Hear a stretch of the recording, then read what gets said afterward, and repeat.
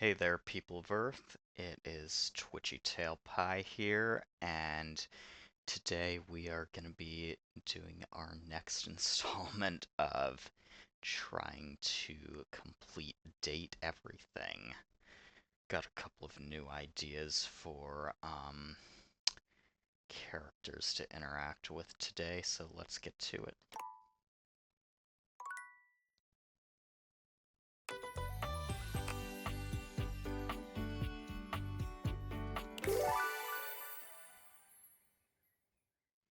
Susie Orbach conjectures that dating breakups are possibly more impactful than divorce because uh, those messages disappear faster than I can read them. Okay, it's Friday morning, and we have 5 interactions left.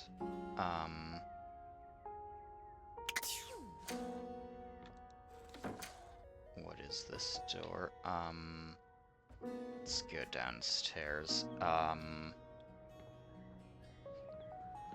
Who did I want to talk to first?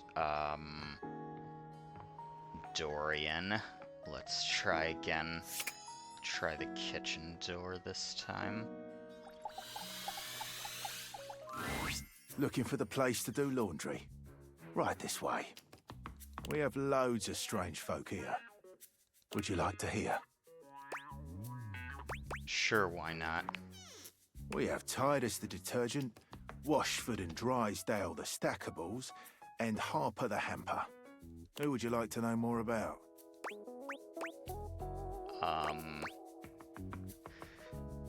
Now he's my type of guy. Yes, I'm determined to date Dorian as soon as possible. Okay, what's Harper about? She's the hamper in the corner. You would think that a wicker basket wouldn't have so strong a personality. But you'd be dead wrong. I'll be on my guard. Do. Who would you like to know more about? What's Titus like? She's a true warrior. She and her Diogenes have a culture of sacrifice and honor. If you're interested in getting to know her, a word of advice. Don't eat the pods. Yes, Tide Pods are not food. I don't know how that trend became a thing. Thanks.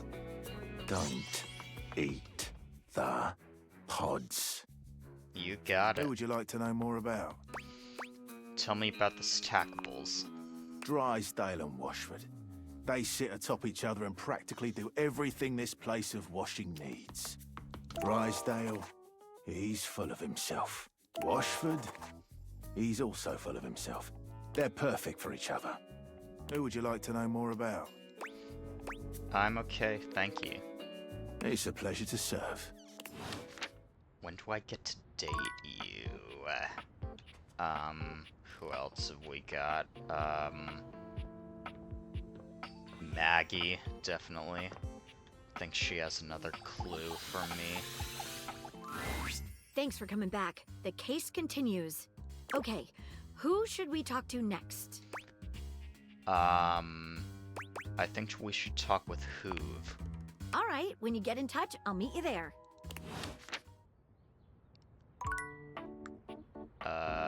That's it. Hoove the vacuum cleaner. I'm pretty sure that is upstairs. So let's go find it.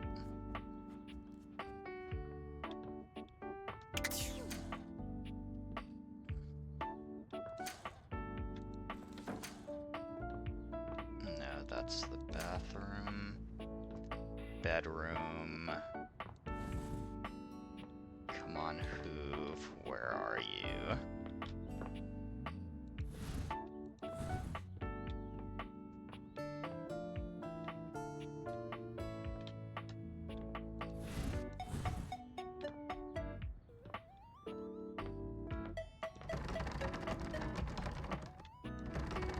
That door's locked. The is the electrical room.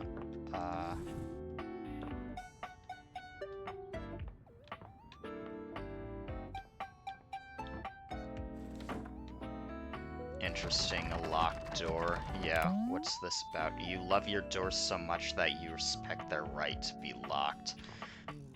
Okay, we're gonna have to figure out how to unlock that somehow.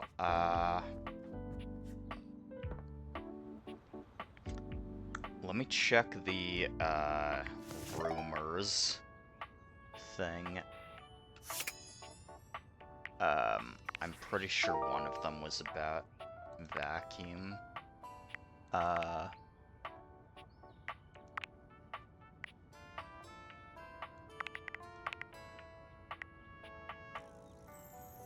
Maggie says that Hoove is the vacuum cleaner in the laundry closet.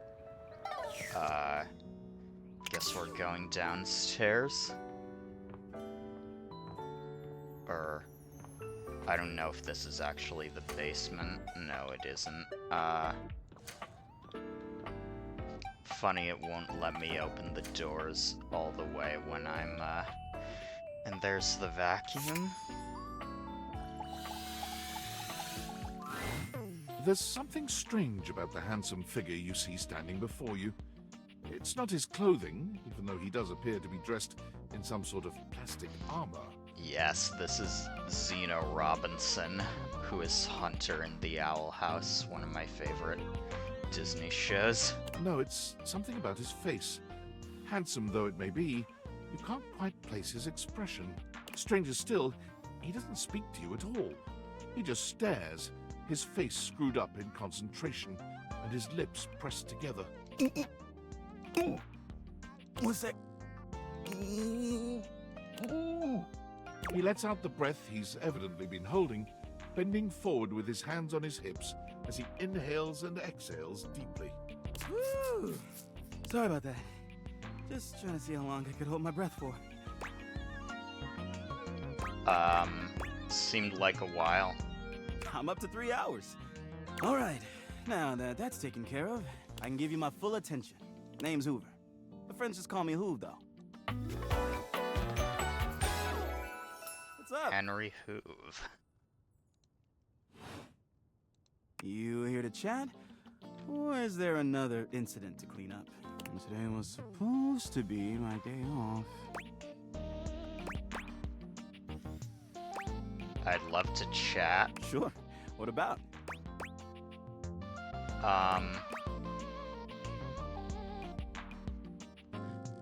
So you're the one who's the investigator? That's right. Crime scene investigation. Crime scene investigation. I love all the puns in this game. Love my work, but it can be hard to put it away at times. I do tend to keep it all in my bag. That's what she said. Looks big. Oh, it is. Big enough to take whatever needs taking.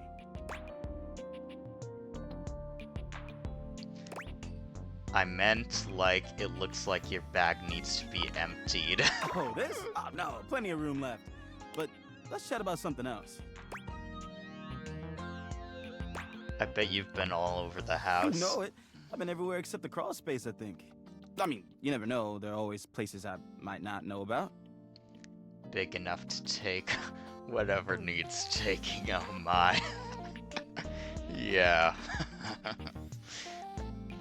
I have heard rumors about a haunted attic. Maybe that's what's behind the locked door. Nah, but I'm sure that's nothing but hearsay. Gotta get in there.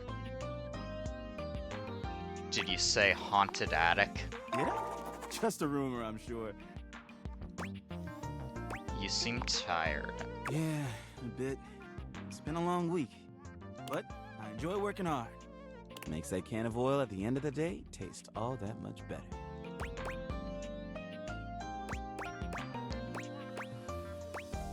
What do you enjoy most about the I work? love making the rounds and saying hi to everyone. My job makes it so that I can spend time all around the house. And that's really nice. I have a chance to see all my favorite folks. Keeps me from feeling empty. Do you have a favorite object in the house? Oh, couldn't pick if I tried. I've always had a soft spot for old Bobby Pin. We had history, once upon a time. Nothing romantic, just a deep friendship in another life. But I love everyone here. I'm easygoing like that. Tell me more about Bobby Pin. About our relationship? I had him hiding away in my bag, but they left recently to find the next big thing. Which is odd because they're pretty small. If you haven't talked to him yet, I'd get as close to the ground as you can. Hey, it's been great talking to you. But I gotta finish up my work and call it a day. How about you come back and see me next time you got a minute? I feel like I haven't gotten out to do something fun in a while. And maybe the two of us could, I don't know, catch a game or have a drink? Sounds good.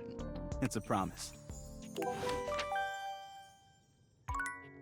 Who else can we talk to? How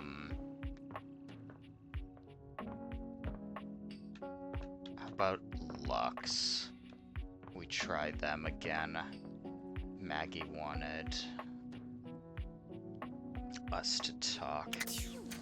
They were a suspect or person of interest.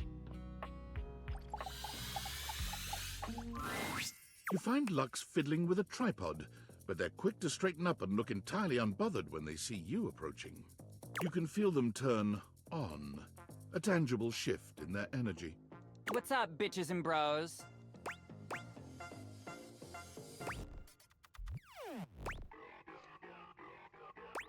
Hey there, just wondering whether you knew anything about a counterfeit item in the house. Oh my god, seriously? I love that you're even asking me. I am so flattered. Let me just, like, hashtag gratitude that right now.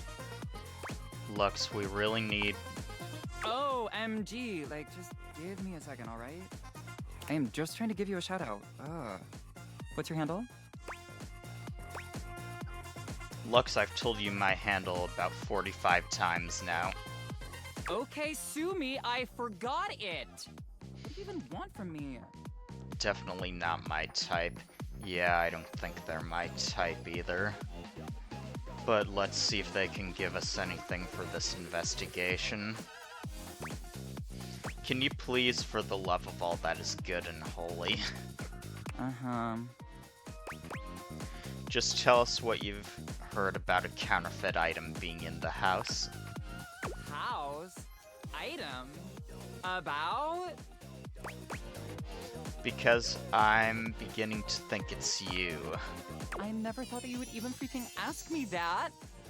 And I even have an answer. So, like, don't we love this for me? We do love this for you, Lux. Let me just set up my camera so that we can film me answering you. You gotta look your best, Lux.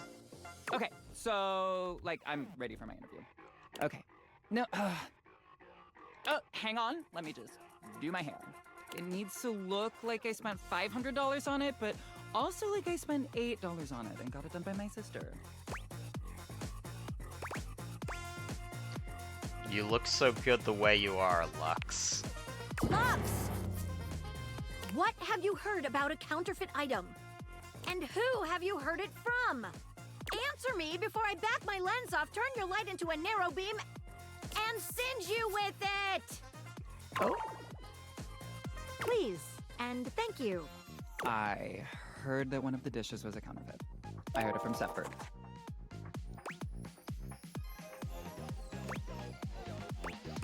Maggie, that was the hottest thing I've ever seen. Thank you.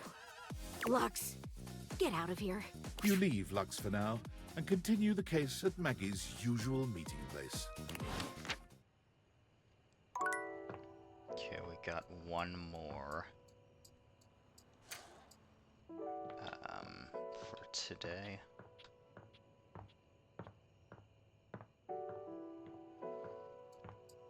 Let's go see Dolly again.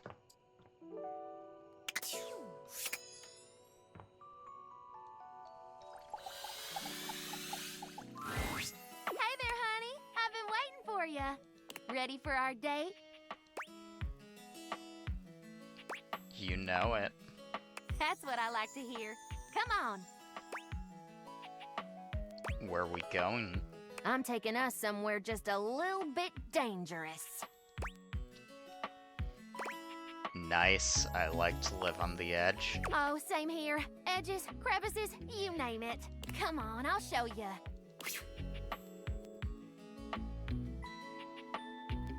All right, we made it. Isn't it gorgeous? Dolly gestures expansively, a proud smile on her face. Whoa, cool. This is one of Dirt's archaeological research sites. She puts a finger to her lips, giving you a cheeky wink. I have access, but it's strictly closed to the public. There's something down here so beautiful, you just have to see it. I can't wait. That's the spirit. They recently discovered a loose floorboard here that contains artifacts from the very first Dustonians that formed in this house almost 80 years ago. Dustonians? My ancestors. But you've said you've been teaching 114 years. Good catch. Dust years and house years are two very different things.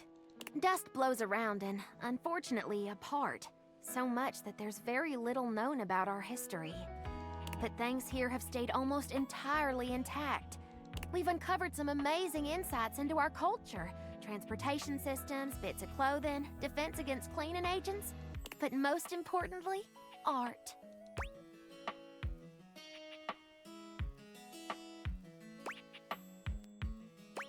Dustonian art, huh? That's a new one. Yep, it's why I brought you here. I wanted to share something with you that was truly one of a kind. I'm sure the excavation in the moonlight is a sight to behold, but it's got nothing on this.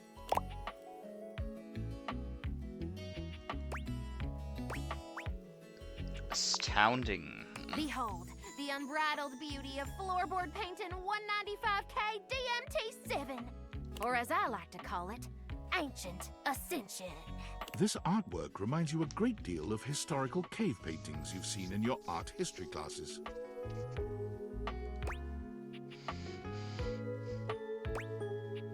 Can you tell me about it, Professor? Absolutely. This is perhaps the oldest known representation of intelligent dust art in the history of the house. Scholars previously thought most ancient dust beings to be primarily drifters, hunters and gatherers with no real rituals or cultural endeavors beyond basic survival. I hope you'll pardon the pun, but this discovery paints an entirely different picture.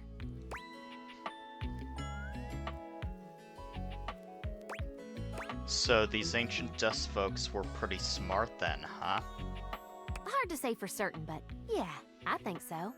This is all a very fresh discovery, and we're unlocking fascinating information every day. And this might just rewrite the history of dust bunnies forever.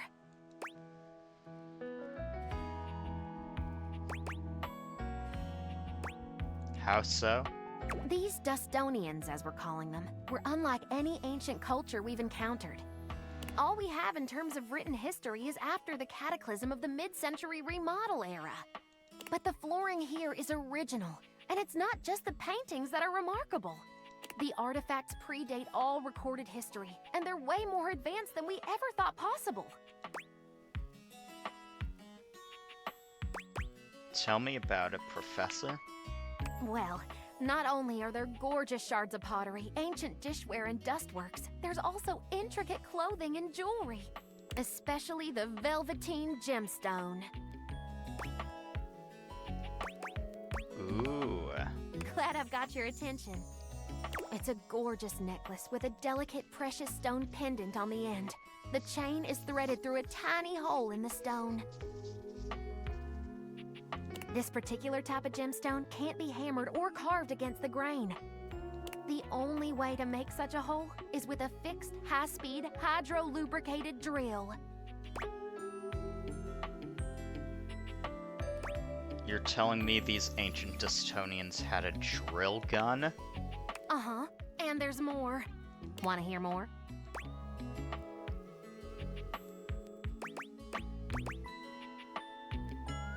I am enraptured. Let's look at the painting one more time. Tell me what you see.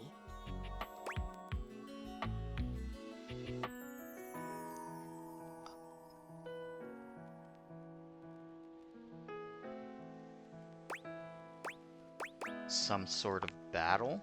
Good eye. Archaeologists have been debating the nature of this painting since its discovery. It's certainly some form of violence, either hunting or war. But look closer. Notice any similarities between the hunters and the prey? Some of them are transforming? That's exactly right. Therianthropes on both sides. Therian what now? Shapeshifters. I gotta use the academic term, especially when I'm on a site like this. Now, look one more time. Several of them have spears sticking out of them, and some seem to be bleeding from the nose. But do you see any of the wounded dead or lying on the ground? And do any of the hunters have spears? No. They don't, but they do have headdresses, pouches, and above all else,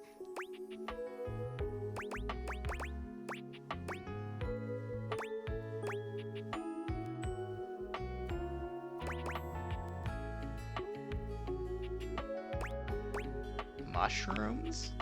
right. It's still a theory. We can't be sure until we do more research, but there is a small and dedicated group of us that think this is the very first example of psychedelic art in the dust world.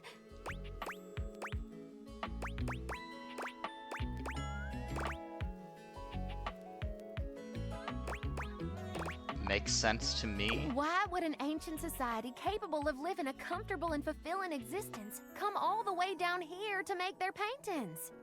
I believe this was a ceremonial site where shamans guided young warriors and civilians on a spiritual quest near the danger of the vacuum above. These paintings could be a living depiction of what they saw.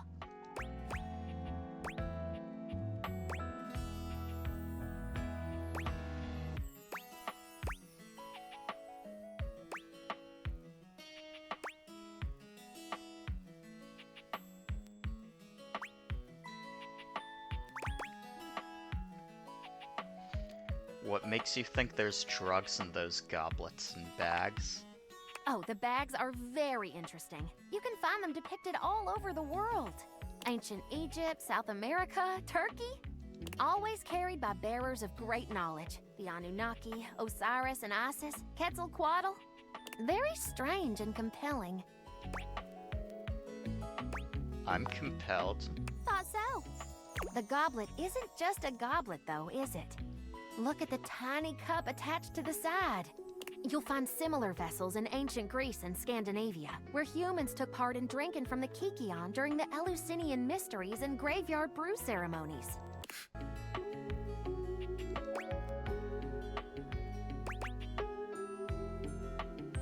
Intense lore drop, Professor. I love it. Glad to hear it.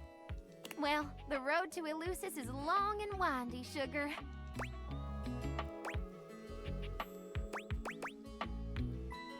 Huh? You're so sweet. Thanks for coming along for the ride. You're so hot when you say stuff I don't understand. And you're one sexy little student. Not officially, though. Don't want to get in trouble with the administration. Well, if that wasn't a special first date, I don't know what is. You're really something, you know that? You heard my whole spiel and didn't fall asleep like some of my students.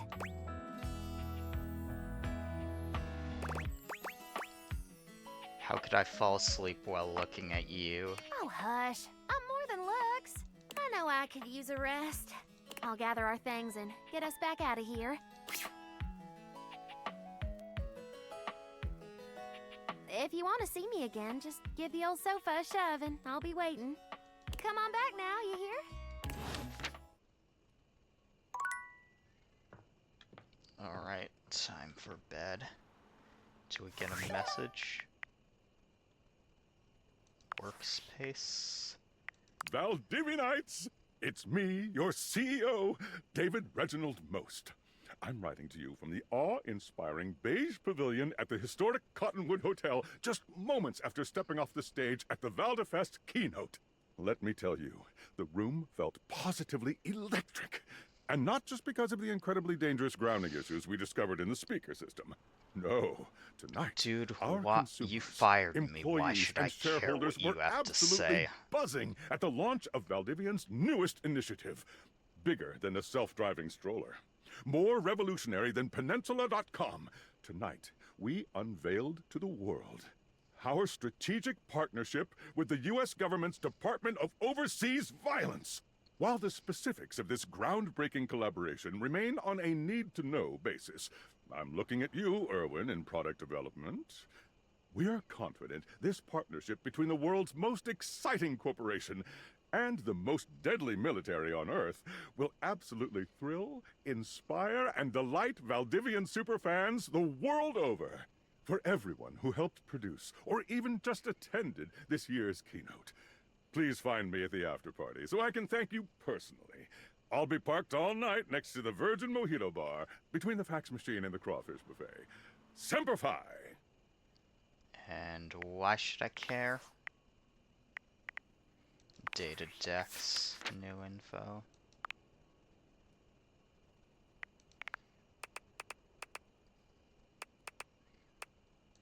New info on Dolly.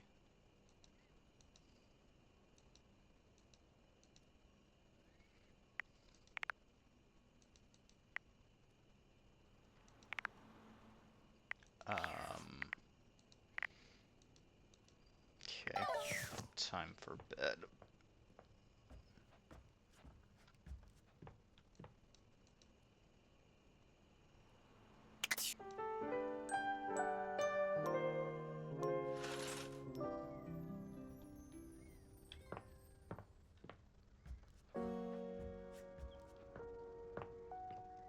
Let's talk to Hoove again.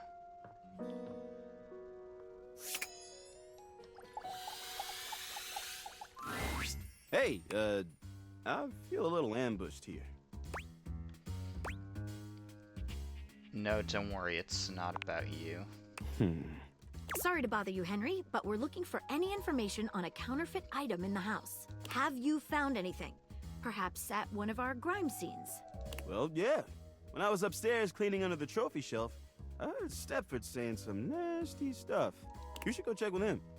You down for a drink later? Sure, I'll be back. Sweet. See you around.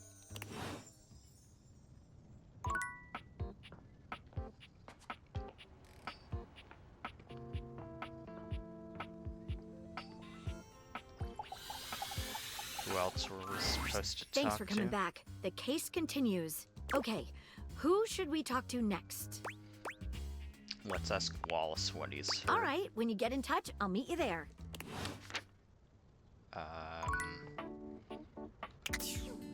There was definitely a rumor about Wallace.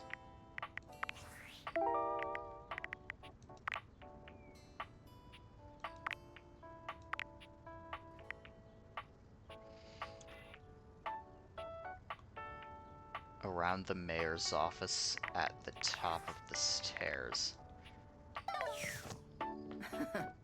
Mayor's office? Am I the mayor? Or what?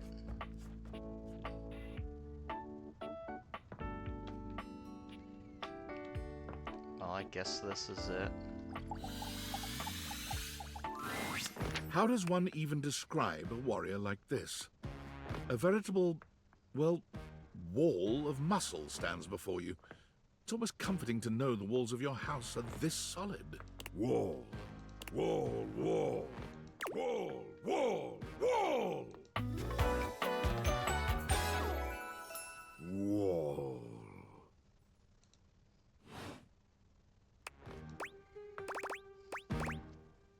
Wall. The warrior's eyes widen. He leans in closer, towering over you. Wall? Wall, wall, wall. He throws his head back in a belly laugh that echoes through the house. Wall! He beams at you, a flush spreading across his cheeks. I love you! Whoa!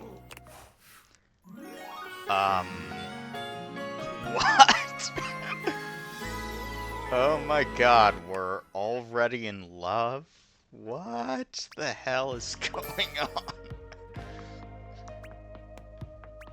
Well, I have 10 poise.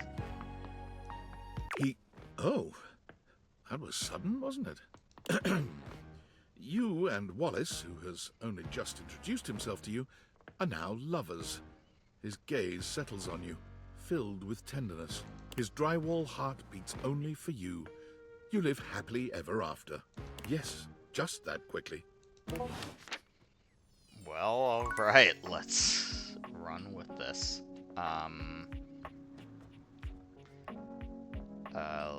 Let's see, I want to talk to Dante again. Got a message on this cord. Impressive news out of Valfest. Really too bad that particular partnership is about to hit a rough patch. But then David's never been great at partnerships. Okay. I see you've had the opportunity to test out the prototype. You can see I have me. remote access. Allows me to analyze the back-end system data. Would you think that I just hand over absolute control of a device this powerful? Well, that's not cool. Whoa, chill out. I'm sorry, that was rash. I'm enormously grateful to you for concealing the prototype. And I'm sorry I dropped all this on you so unexpectedly. I know protecting it is not a responsibility you asked for. Maybe not even a responsibility you want. But I had no other choice. Every other Valdivian employee's allegiance was unknowable, except you. Why me? Because you're paid the least out of everyone. Wait, seriously? I can't get into that right now. Anyway, it's not safe to talk. I will return when the signal is secure. Who is this person?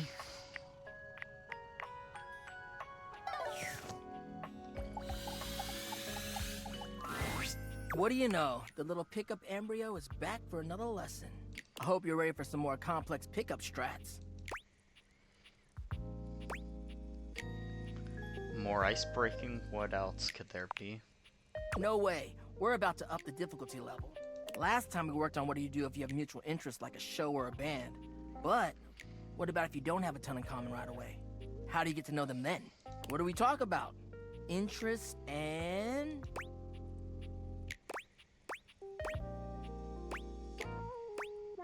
Observations? Yes! Before you decide it's a boring tactic, just think about it. Sometimes small talk is a great fire starter. And look, I know not everybody is instinctually great at chit-chat, but like any great skill worth having, it requires attention and practice. So, let's say you were meeting me for the first time at a friend's party. What's stuff you can observe about things going on around us, or about the situation happening? Let's roleplay, shall we? I'm scared. What if I pick the wrong thing to say? I got you. Just relax and let the sparks fly.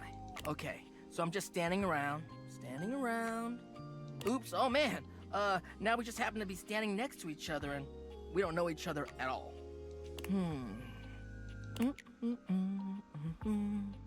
Aight, what are you gonna say?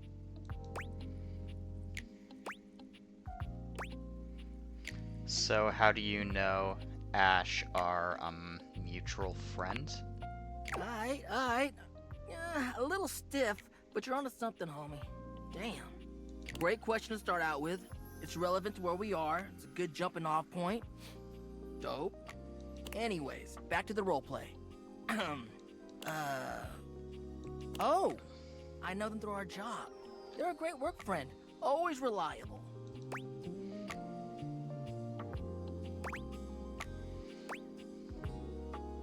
What do you do at the office? Do you enjoy it? Perfect. You're showing an interest in what they do for a living or whether or not they actually like their job. At least you're learning more about them. We'll end there. But you're doing hella well, little Cinder. Proud of you.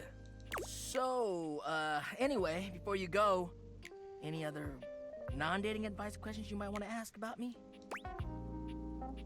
Actually, yeah. Fired up.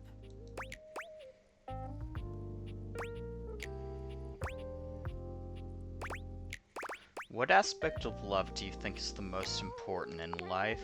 Well, it's about actually making sure you build a friendship with a prospective partner. Humans are out here getting into situationships and they don't even think about actually accepting their partner for who they are. Like, no, you ain't gonna change a person to your whims just because you think they're hot and want them. You don't get to change how they are to suit you. Don't try to make someone into something they aren't. Yeah, you need to be able to be vulnerable with your partner. Even though your attraction is often what leads us to talk to someone for the first time, it only goes so far. If you want a long-lasting relationship that is sexy and mutually fulfilling, it's about the personal trust you build with them based off your mutual friendship. That is good That, advice. to me, is the most important thing. Thanks for speaking from the heart, Dante. You mean hearth. Thanks for the chat. I'll see you at the next lesson, huh?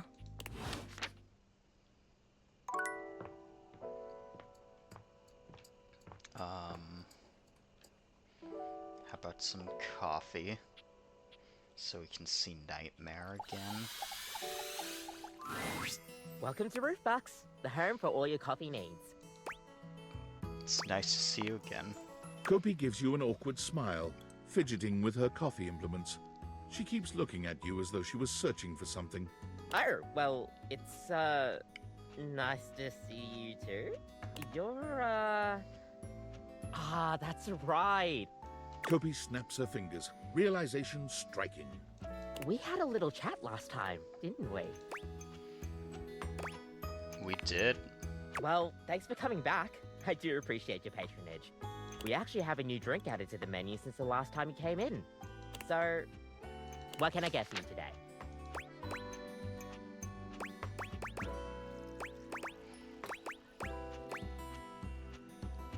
An affogato. Okay, no problem. One affogato? Order up. Kopi flies into action, assembling your drink order with speed and skill. All right. Here we go. One affogato. Enjoy. Is there anything you'd like to know about the affogato? What's in an affogato? An affogato is a pretty fun coffee. Honestly, it's kind of more like a dessert. You usually use some kind of vanilla gelato or ice cream at the bottom of the cup, and then pour hot espresso on top. It's a pretty awesome coffee. So, is it like a dessert or a drink? Gosh, that's a question that's pretty heavily debated amongst coffee fans. Personally, though, I like to think of it as a drink. Just a fun drink. We'll see you next time.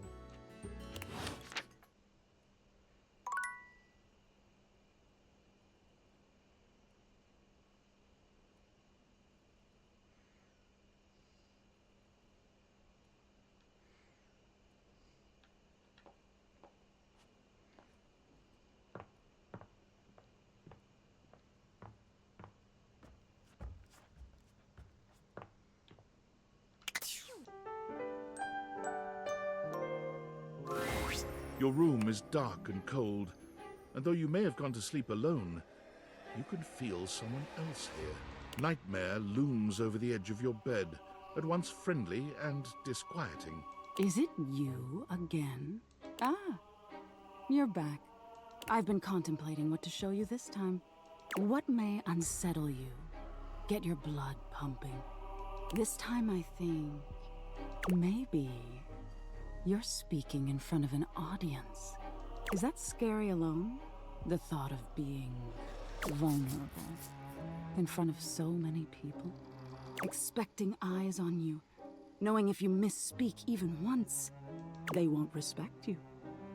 They might not even like you, or be able to stand you. Your words tumble out and you start mixing them up. You can feel your heartbeat in your ears. The spotlights on you make you start to sweat. You start to get your lips under control and the words start to flow the way you intended. Then your tongue presses against your front teeth and they give. One of your teeth slips out of your gum and down. onto the podium in front of you. What? You stare in horror. You reach to pick it up, and then a canine tooth drops to your tongue. So my teeth are all falling out. You let out a petrifying, guttural scream as your own teeth fall loose from your gums. A tickle in your throat makes you cough. The people in the audience gasp, retch, lean back, flee from their seats. You're coughing up more teeth. They come out of your mouth and into your hands bloody.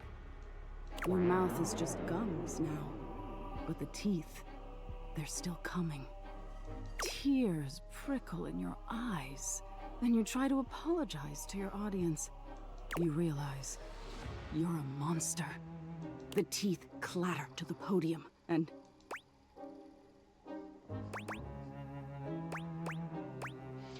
Who do you think you're scaring, pal? tisk tisk. So defensive. What are you hiding from?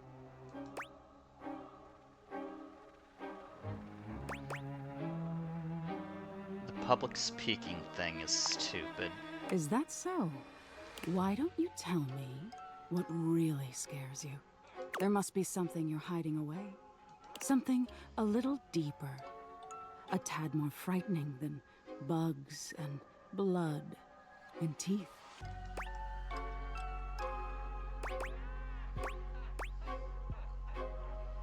Are you gonna use my answer to scare me? The important thing is, you'll learn from what I show you. Don't you want to conquer your fears? Let go of your insecurities? I'm afraid of abandonment. Interesting. We've all lost someone, haven't we? But for you, it's not losing the person. It's being left that's terrifying. Nightmare takes a few steps back, beginning to fade away as the room grows lighter. It must be getting close to sunrise. Thank you for being honest with me. I will have to think about your answer. Good night.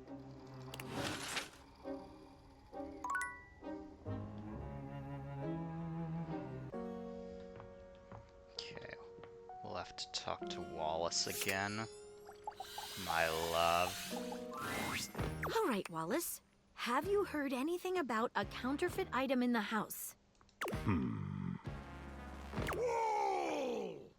Thank you, Wallace. You can go.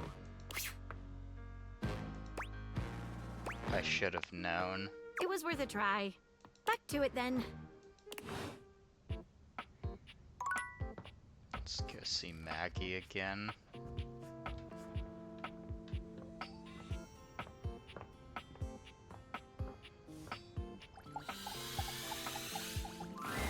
Thanks for coming back. The case continues. Okay, who should we talk to next? Let's bring in Stepford for questioning, or have a chat with him. All right, when you get in touch, I'll meet you there.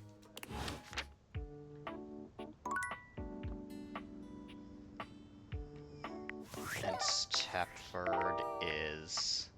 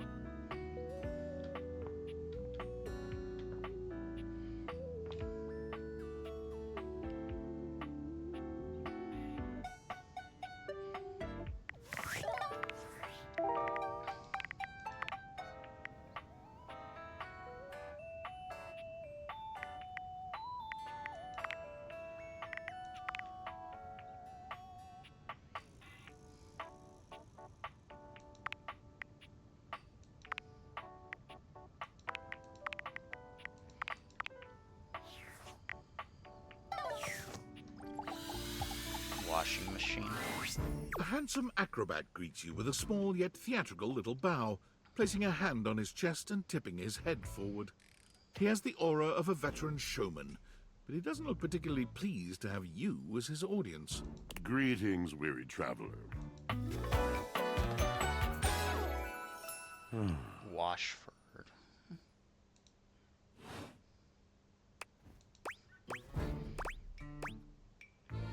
Greetings. You seem taken aback. Quite natural. It was not my intention to frighten you, though I grant I'm known to be a disquieting presence when I'm in a mood.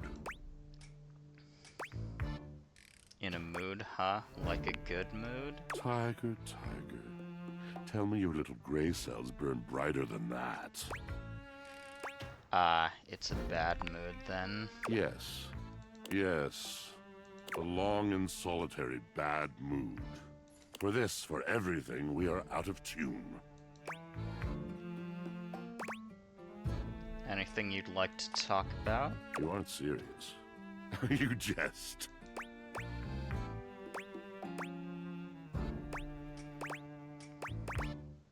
No, I mean it. You want to hear my story?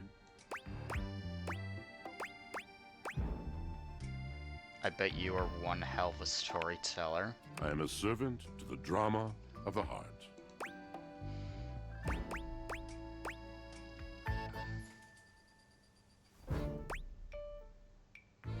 See, like that, you just speak so beautifully. I have to. It isn't something I chose. I'm intrigued. I am awash in the scurryings of lives. Countless lives. Countless stories. I am filled with water. The fundamental state of all things. Water. The tears you cry when you are born. When you are made. When you are broken. It is the sweat that drips from brows and shaking knuckles in alleyways, in schoolyards. It flows over its own frozen self down dry and grateful throats. It drops from noses in blazing sunshine onto lemon-printed bathing suits.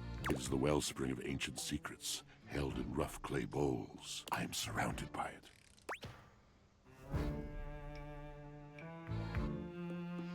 I never thought this much about my washing machine. That's just it. No one does. But not only that. Not only do I hold the limitless, the unfathomably simple. I hold the dirt of life. The blood stuck in denim from skinned knees comes to me. The stains of earth from a weekend spent burrowing into trees, and the slimy, crawling things. The makeup smeared onto shirt collars and cuffs, streaked mascara, and embers of a lipstick that blazed once. All of this comes to me to be absolved. It may be dissolved, but it does not disappear. It cannot. Nothing does. So what happens? I must keep it all. It is a vast treasure house of memories, of senses, and it is safe with me. But how can I, just me, survive that? How could anyone bear the weight of that much life?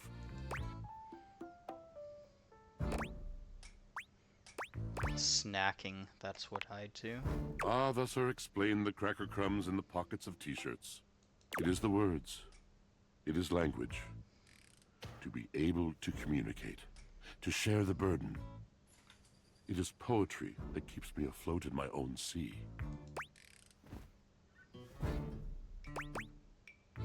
I'd really love to hear the story you have to tell me. You mean it? And this at last is the dawn? Such bewilderment comes with the sight of the room, I cannot tell. A deep breath. I have lost my only friend.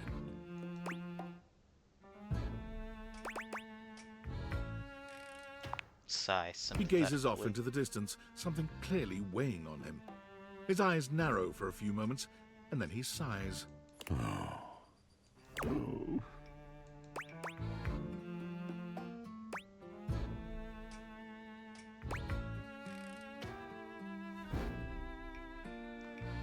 Did you mean to do something just then? Yes, my God, haven't I done enough?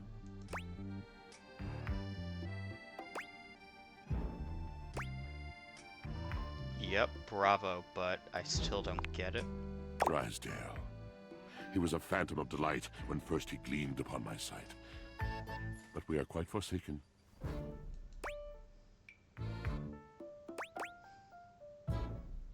Forsaken how? We were a duo. An acrobatic team rivaled by none on Earth. We were swift, smooth, and strong. I wish you could have seen him fly to the vault of paved heaven. Our performances were legend. They came from many rooms away to watch us, to applaud us, and joy filled me as wine in a glass overflowed. Sounds like you guys had a really amazing connection. Past tense, but the physical connection between him and me, it is like nothing I have ever known before or since.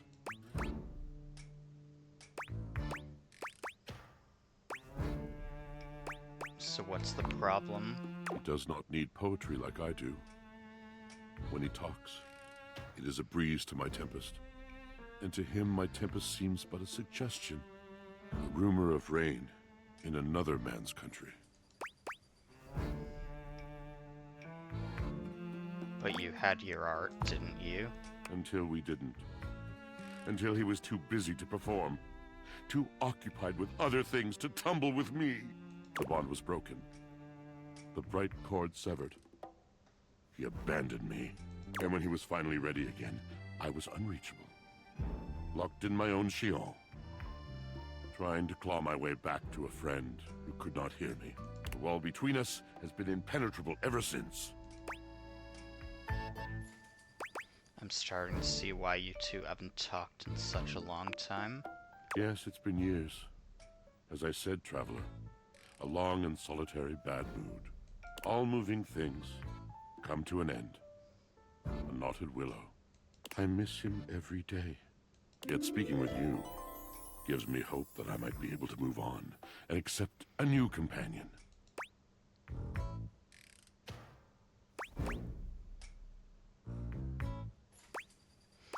It just doesn't sound like you guys are good for each other right now. Perhaps you're right. Beware, beware his flashing eyes, his floating hair. Thank you, sincerely, for listening. It has been so long since anyone has stopped, has heard me.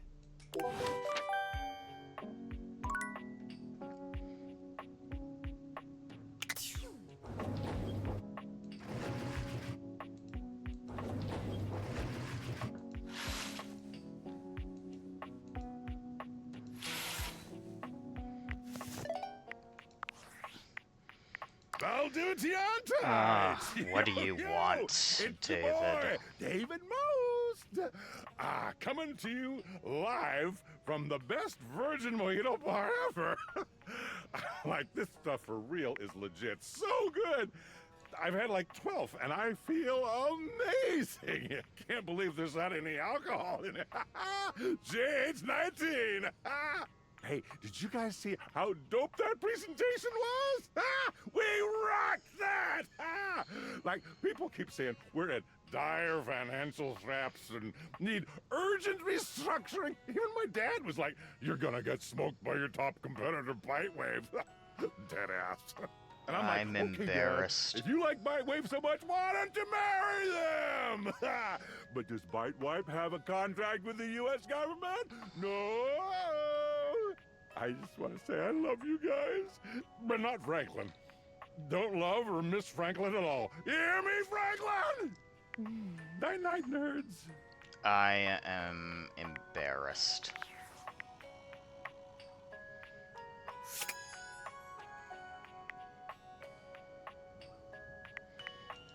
Okay, I'm actually confused about where Stepford is.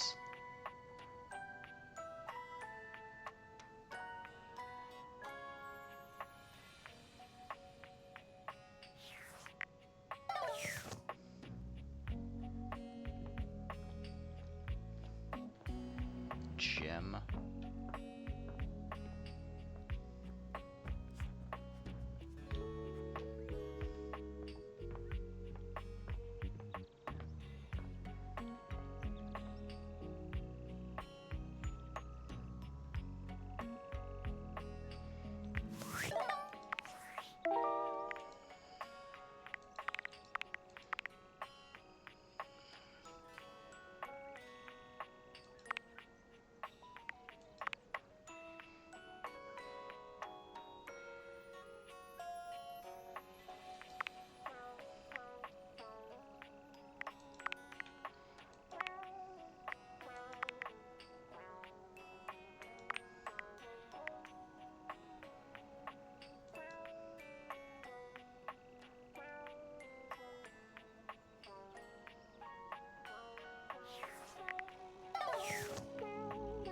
There's the treadmill. You're forced to crane your neck upwards as you try to take in the entirety of the blonde Viking towering over you.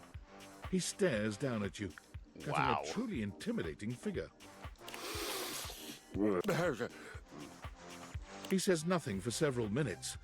You begin to wonder if perhaps your cross-trainer is broken.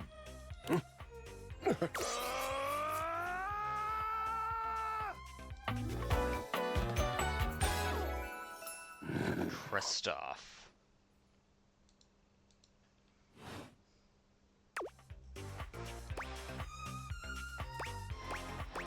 Hey there, that was some scream. Hay is for horses.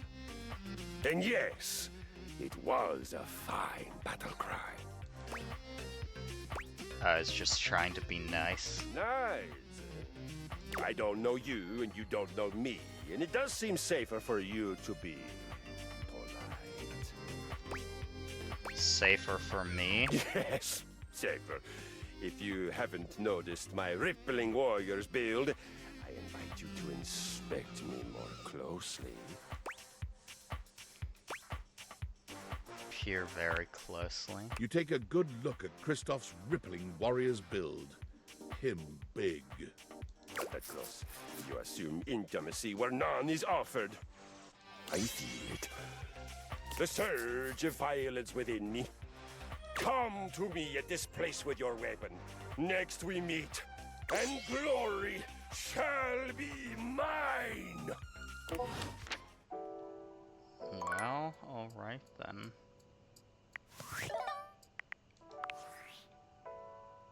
Based on how plastered David was in his last most mail, he must have finally discovered the prototype is missing.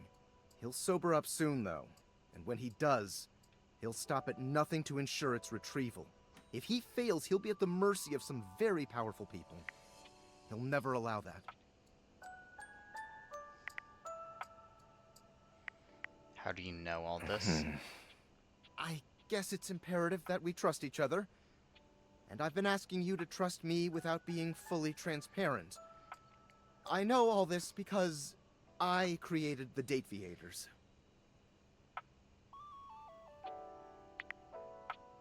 Prove it. There's no time for that. Anyway, I can't talk now. I'm stealing coffee shop Wi-Fi, and the barista finally noticed I'm only ordering tap water. Remember, under no circumstance allow David to know you possess the prototype. Okay, I won't.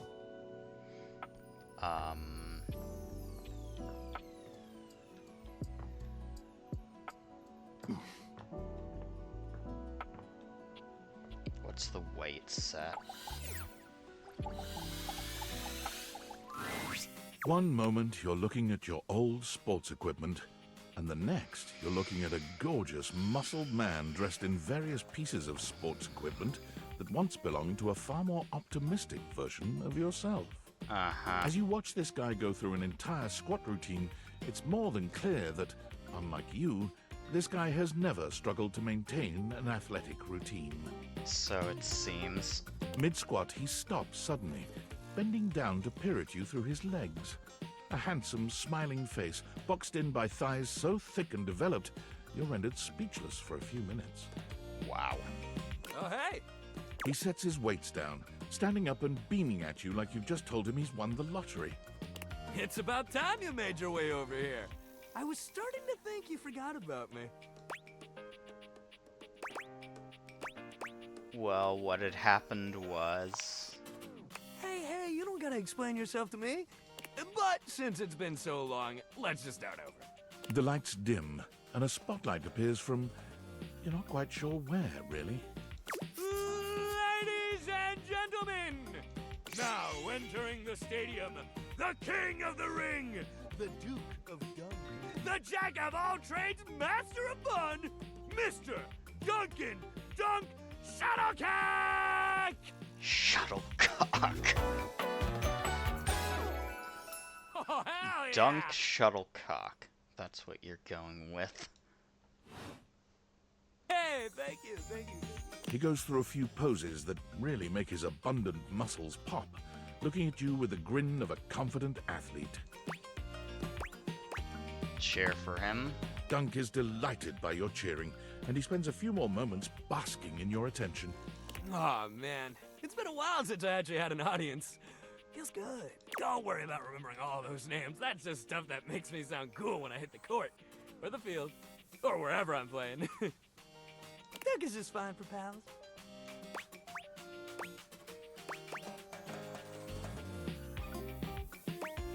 What about more than pals? More than pals? He cocks his head to the side, thinking. You can almost see the gears turning. So, like, best friends?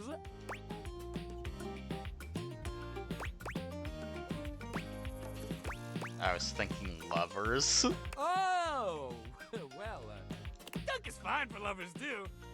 But, if you say it high, you can call me just about anything. Anyway, it's great to see you here, finally. He grows very serious, placing a strong but gentle hand on your shoulder. What happened, man? How come you stayed away so long? Did someone ruin the joy of sports for you? I just got busy. Ah, man, I get that. Life is so much sometimes, but you gotta make time for yourself, too. Dunk gives your shoulder one final little squeeze, and then he's slapping you on the back so enthusiastically you nearly collapse. This fine hunk clearly does not know his own strength. Well, hey, no matter what happened before, you're here now. Your inner athlete said, "Let's get it, baby!" And who are we to say no to your inner athlete? You're so right. Hell yeah! Love that positive attitude. We're gonna have a great time together. We just gotta get you into the flow, but I want to make sure you're ready for it. After all, working out without a proper warm-up is a great way to get a nasty injury. So you come back here when you're ready to get into it. Meet me by the weight rack, all right? And bring your positive attitude. We're gonna have fun! Okay, that's it for today. Bedtime. Okay, I'm actually stumped about where I'm supposed to find Stepford. Is the laundry room or...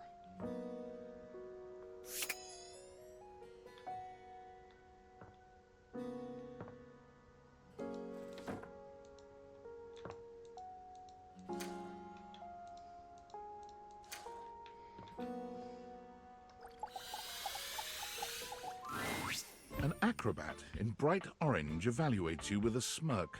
His hair is streaked with grey, and there's a twinkle in his eyes that tells you this guy is definitely going to keep you on your toes. I see that. Well, hello there, new face. I may be quite excited to meet you.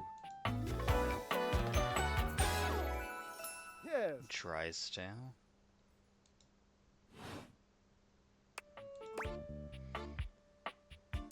You may be excited. I have a voluptuous suspicion that may be the emotion I'm experiencing. Yes.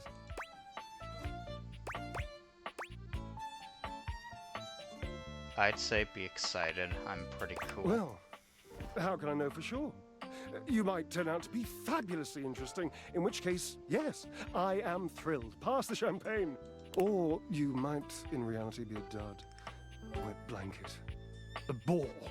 And if that happens, and I've already committed to excitement, I'd look like a bit of a moron now, wouldn't I?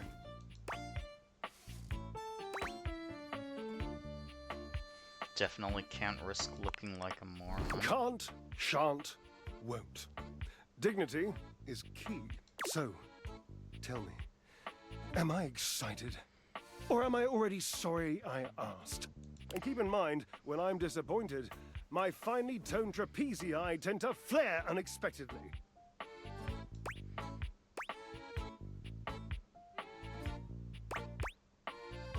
Those are quite toned.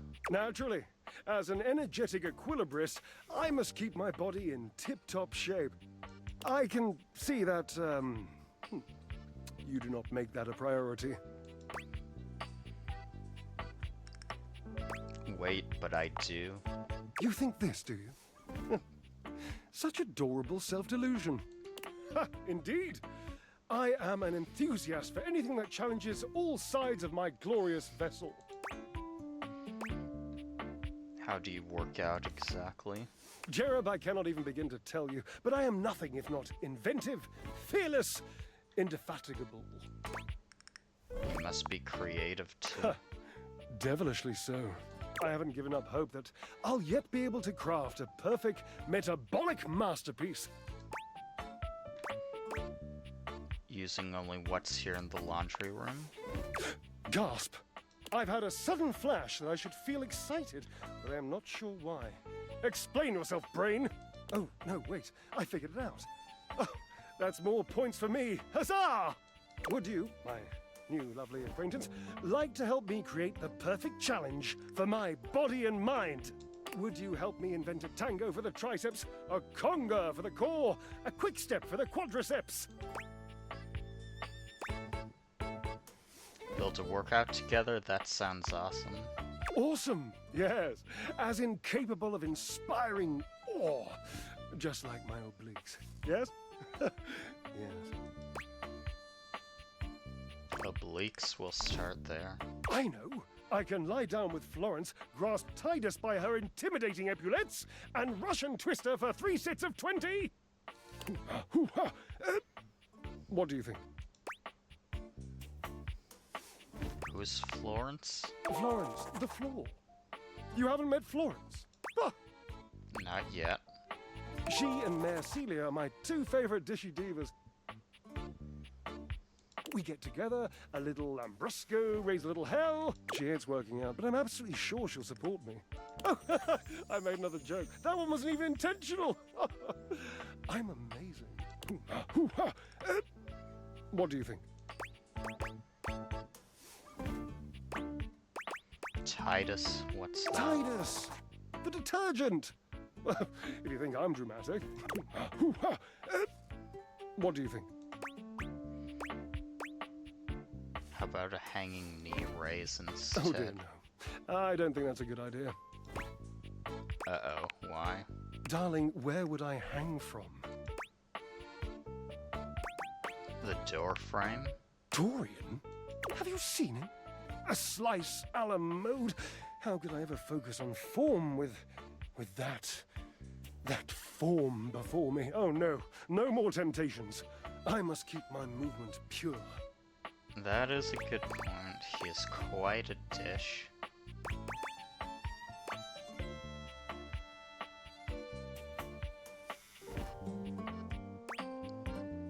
Let's get you flying again with 1,000 jumping jacks. Ah, you are a cruel taskmaster. Lucky for you, I am exceptionally well mastered. Rigorous training is the only way forward, the only way to progress.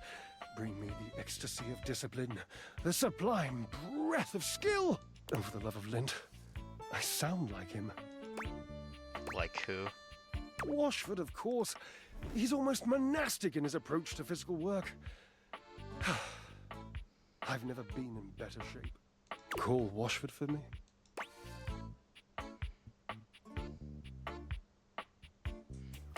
What, like on the phone? No, just with your voice. Just vibrate those glorious pipes of yours and call out the name. Washford. Washford. Just wait a moment. He should be here. I don't think he's coming. It appears your pipes are not glorious enough to traverse the great distance that still persists between us. You'll have to use your feet. Not as glorious, slightly floppy really, but hopefully effective. Have at it!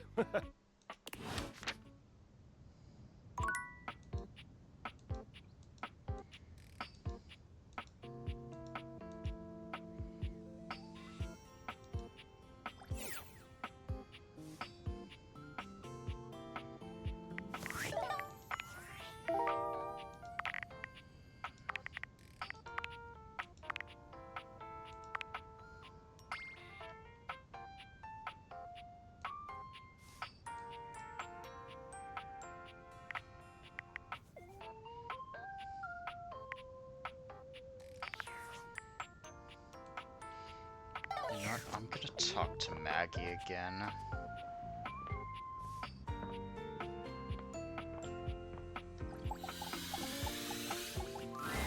Thanks for coming back. The case continues. Okay, who should we talk to next? Oh, of course, Tepford, I forgot. All right, when you get in touch, I'll meet you there.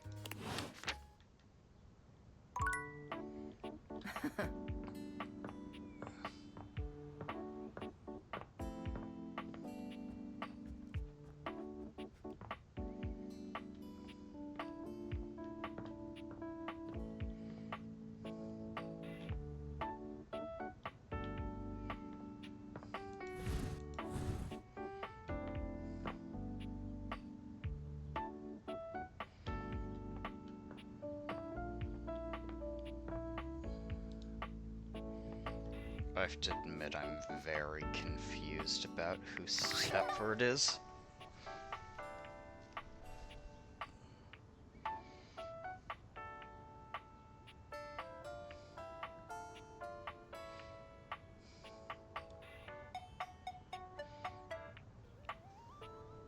The trophy. How was I supposed to get that from just the name? I don't know, alright, guess back to the gym it is.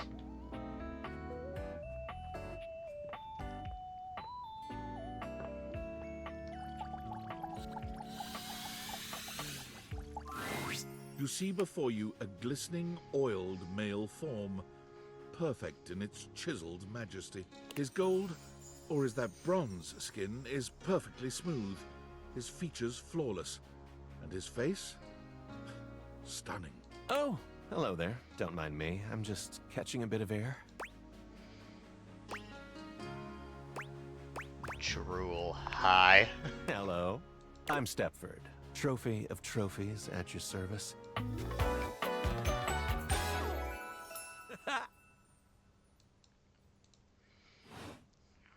I've just been standing here all covered with oil, waiting for a good sunbeam to come along. Uh-huh. What are you a trophy of exactly? Oh, this and that. Depends on the day. For example, yesterday, I was trophy of the first out of the Cabinet Cup. But I've also been given to the winner of the Cereal Bowl. So, what brings you around these parts? I was hoping to meet a handsome oiled up hunk, actually. And are you satisfied with what you found? Oh yeah, you got it. Oh yes. I'm glad.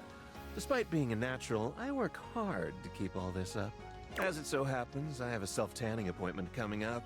Can't be late, but I'm so glad we met. Come and see me again soon, won't you? I'd love to, ask your opinion on something. Wait, I need to ask you about a case with Maggie. I'm on the case.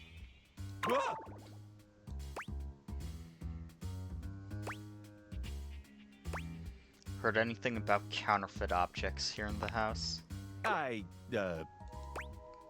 You. Did you say counterfeit objects? Is that what you said? Yes, counterfeit objects, that is correct. Oh, okay, counterfeit. Because for a second I thought you said bounterfeit, and I was like, nope, definitely not. That would make literally no sense. Tell us the truth. Well, you see, A single drop of sweat slides down his temple. He's starting to sweat.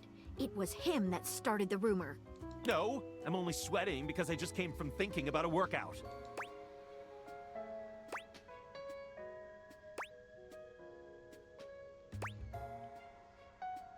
Go ahead, you can tell us you started that rumor, didn't you? I didn't, I tell you. It wasn't me!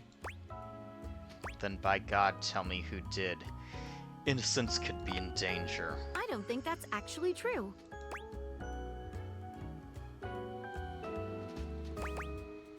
Sorry, I just got carried away. It's fine. Happens to me all the time. Now, Stepford, if you didn't start the rumor, who did? I heard it from the Scandelabra. He told me that all the supposedly fine silverware in the house is actually fake. Oh, did he? Well, we'll just have to have a little chat with old Master Scandelabra, now won't we? Thank you, Stepford. That will be all. It's high time we got to the bottom of this.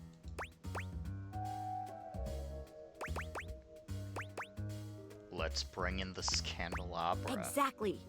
I'll meet you at location 1. Which is? Otherwise known as the dining room table.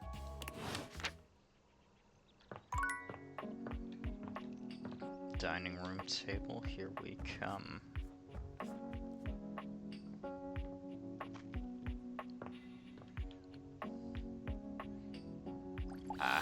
Candelabra.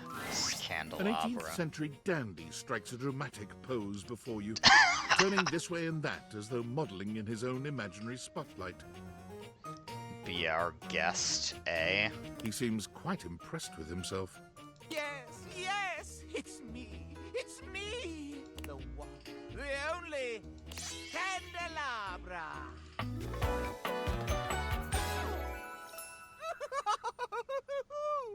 I hate him already.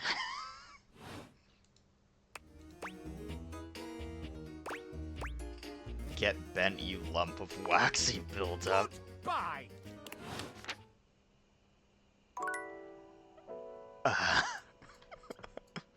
Wow. Well, that ended rather poorly. Let's see coffee again. Coffee is in the middle of opening a bag of coffee beans, wafting their aroma towards her with a pleasant sigh. Oh, hey! Welcome back. I hope you're in the mood for some delicious coffee. I just got him some fresh new beans, so they're gonna be nice and ready to grind. And, well, I'm looking to try something a little different today. So, what can I get for you today?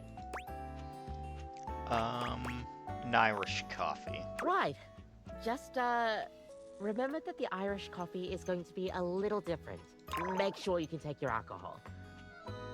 Well, we'll see about Kopi makes that. a lovely cup of coffee in her expert way, topping it off with a generous pour of cream.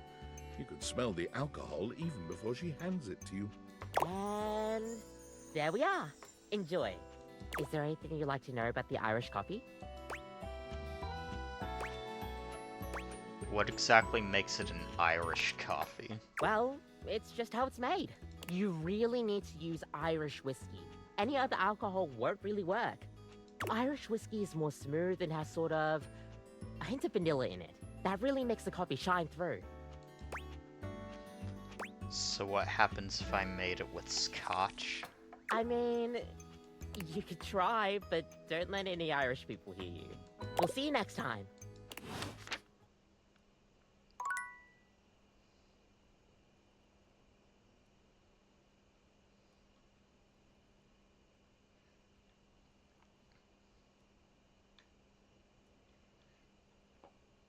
Maybe Nightmare has a new, nightmare for us.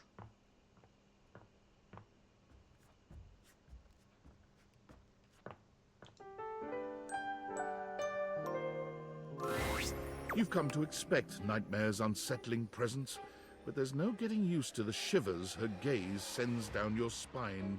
She doesn't even bother greeting you this time, launching into your nightmare with no fanfare whatsoever. There's a house across the street from yours. There are many houses on your street, but the one across from yours, it's identical. In every way, even down to the 2 rocking chairs out front on the porch. Come play with us, Danny. You're sitting in the rocking chair, staring at your neighbor's house across the street. You realize you don't even remember when the house got there. You don't remember anyone moving in. But it's a beautiful day to be sitting outside. So you try to relax. You lean your head back and rock gently, basking in the warm day. You're not sure how much time has passed when you hear the front door across the street open. Your eyes snap open, and you look to see who's come out. The occupant looks happy, humming something to themselves as they sit on one of the chairs and relax.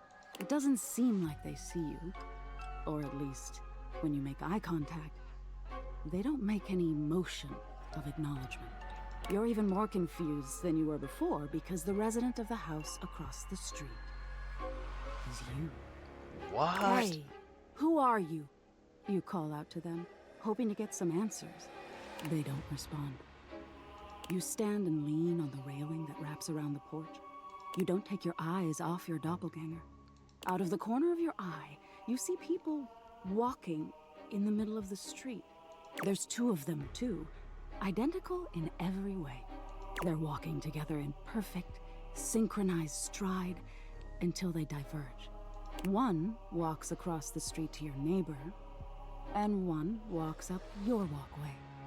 They seem warm, comforting. They point to the rocking chair next to yours. Can I sit with you? They ask. I've been walking so long. You think for a moment before answering. Are you going to stay? You ask. Or will you leave? They seem confused by your question. I'll leave eventually, but this is where I want to be now. I really need a rest, they answer. You shake your head and wave dismissively.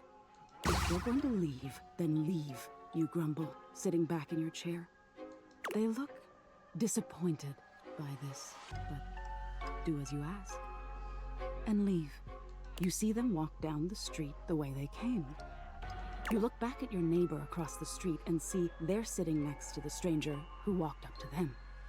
They sit and chat, laughing and giggling, occasionally glancing towards your house, but always returning back to each other. You feel anger start to burn in your chest. You try to soothe yourself by knowing their stranger will leave. They won't always have something you don't. You'll end up the smart one, the one left with a heart intact. As you watch them, they start to change. All of a sudden, they look older. Gray starts to come through their hair, and crow's feet appear by their eyes as they laugh and hold each other's hands. You look down at your own hands, seeing your own skin wrinkling. No, no, you say to no one.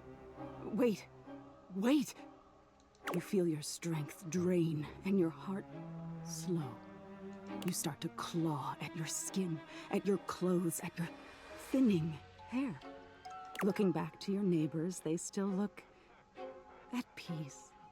The stranger's form relaxes and eventually turns to dust. Your doppelganger looks bittersweet.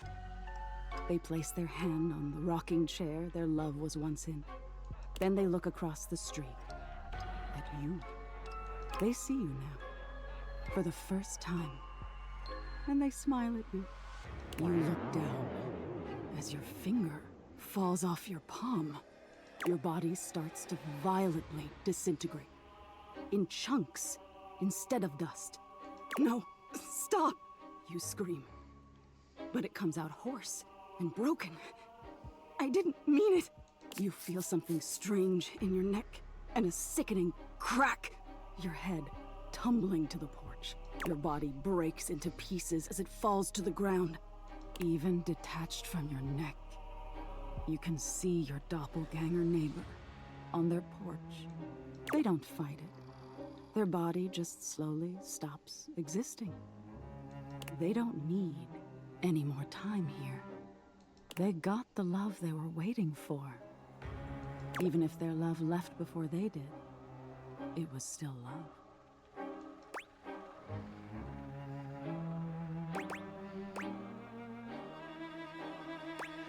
That's too scary. Why would you show me that? I'm sorry, my dear. Why do you think I wanted to show you this? Because I told you I was afraid of being abandoned. That's true, but what do you think this teaches you?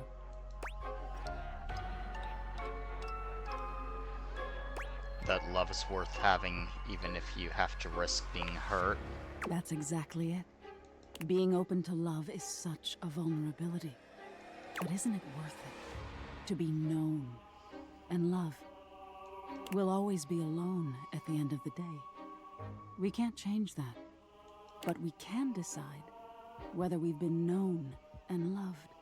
Now get some rest. You deserve it.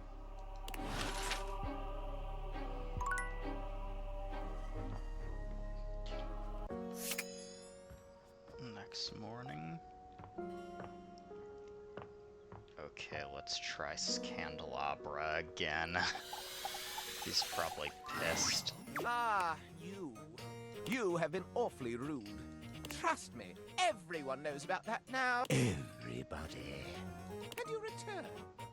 Like me, your curiosity for scandal keeps you coming back for more. So, I will allow you another chance. Would you like to hear the latest gossip? Why, I'd be delighted. That's the spirit. Well, well. Scandal time! This housestone, while it may appear peaceful from the outside, in fact harbors a hotbed of scandal from the inside. For example, did you know that the previously paired aerialists, Washford and Drysdale, are no longer speaking to each other? Yes, I talked to them already. Yeah, I did know that, actually.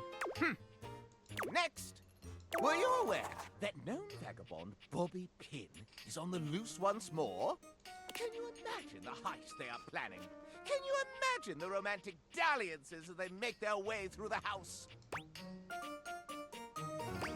I didn't know about that. More scandals abound. They say there is a shadow that does not obey the laws of physics. A true scandal that undermines the physical realm. That's impossible. And yet, they say if you peer closely at a certain shadow in the floor, you can see the crooked stranger himself. But I am not finished with the daily scandals, no. One has heard of self-insert, yes? Could you imagine a video game in which all the creators inserted themselves at once at the same time? Such a thing is not imaginable. But in one that I've seen, they've hidden themselves within their very names. Is that really a scandal? Oh, yes, indeed. Critics hate that sort of self-referential garbage. Do they? Very well. One last scandal. There's no possibility you've heard of it. Long ago, a relic was stolen from an island nation, brought to these shores, and hidden underneath this house in a box. Surely you haven't heard this yet. No, you're right. I didn't know that. No matter. That is more scandal than your puny pate can handle. I will teach you the ways of the scandal monger soon enow.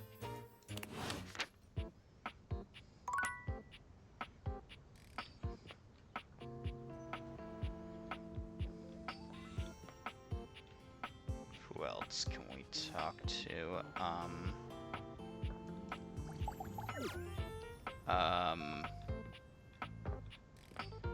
How about Dolly again?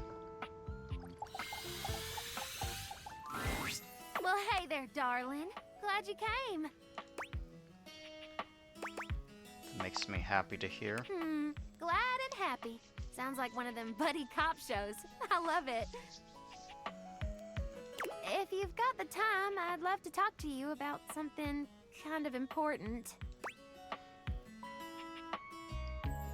Of course, what is it? If there's one thing I've learned in this wild existence of mine, it's that you don't get anything you want sitting around waiting for it. Tell me more. All the degrees, accolades, adventures, and experiences I've had would never have happened if I'd been afraid to go after them.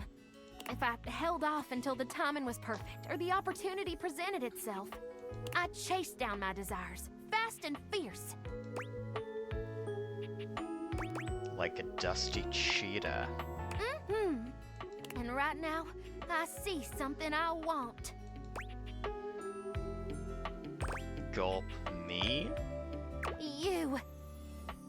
I haven't been able to stop thinking about our night together.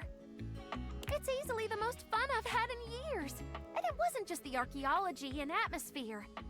I felt more than a spark between us. It was a sizzle, hot and crackling. I can't have been the only one. And I don't like that gross talk. I like being able to talk with you as an equal, someone who appreciates the discovery of ancient knowledge. You must have felt it too. You know it, girl. Let's build a bonfire with this spark. Oh, please don't do that. We dust folk are awful flammable. I want you to know, I don't take lovers that often. Ever, really. But I can't deny the way you make me feel. And I'm not gonna let this chance blow away like a dust in the wind. I'm falling in love with you, darling. And I'm only gonna ask this once. Do you wanna be my beau?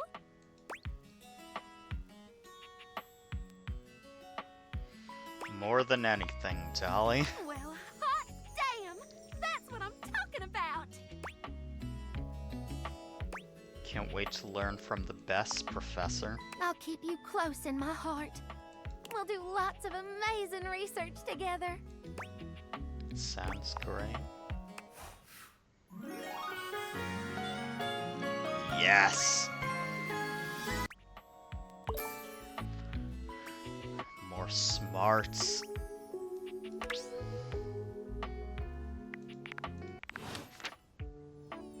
Who else do we talk to? How about Luna?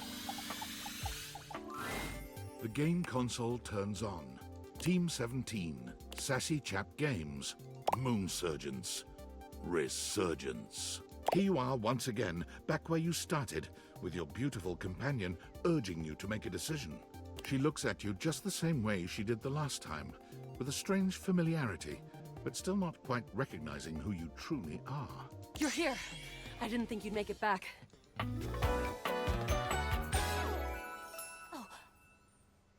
Luna. But we already met her. What?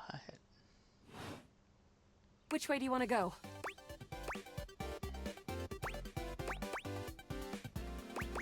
Wait, we've definitely met, don't you remember? Of course we've met. We've been about 17 hours into this quest line. No, we became friends, remember? No. I would definitely remember something like that. I've got quest updates and relationship statuses in my Statadex anyway. And I don't see anything about an actual connection we've had aside from mission partners in here.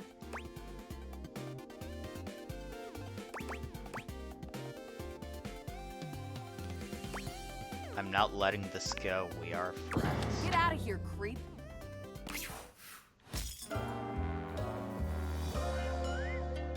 Just as Celine hoped. What the hell just happened?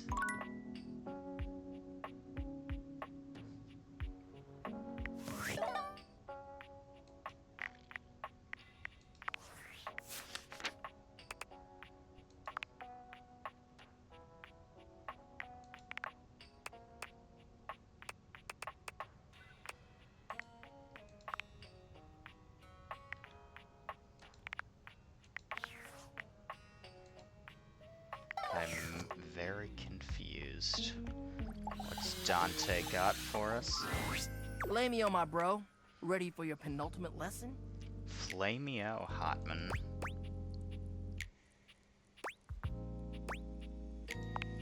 Let's go. Sick. Now, part of you must be wondering, Dante, we've already gone through pickup lines, interests, and observations. What other ways could there be to strike up a relationship? Well, shut your silly mouth, because of course, there is. It's remembering that there's a difference between talking to a friend and talking to an acquaintance. Go on. Alright, take somebody you meet at a party, for instance. Maybe you work together, but in different departments. Or you have mutual friends, but you never hung out solo. Heck, maybe you even chatted before, have each other's socials and chat now and then, but you've only ever had a few interactions. Does that make you friends? No, of course not. Whew. Alright, good. That's good that you know that. sometimes others just automatically assume you're friends with somebody just off a few small interactions in real life or on socials. The parasocial paradox is real. Like, wanting to make friends is totally fine, right? But damn, nowadays there's objects that have whole dependencies on others who barely even know them. Kinda makes you think. Anyway, let's move on to the next part of the lesson. So, this begs the question, how do you go from being an acquaintance to friend, or maybe even beyond, to romance? Well, if you follow the way of the flame, it's all about investing in someone to understand them on a deeper level. Sure, you may have broken the ice, but that's just the tip of the iceberg. I'm gonna teach you how to melt that sucker down. I'm ready, Sensei. Alright, another hypothetical situation. Let's say this acquaintance is a mutual friend. He's like in your hobby group or whatever. You happen to have a meeting and you want to be closer friends with them. So you sit near them. A topic comes up that you don't have much knowledge about, but they're extremely passionate about it. What do?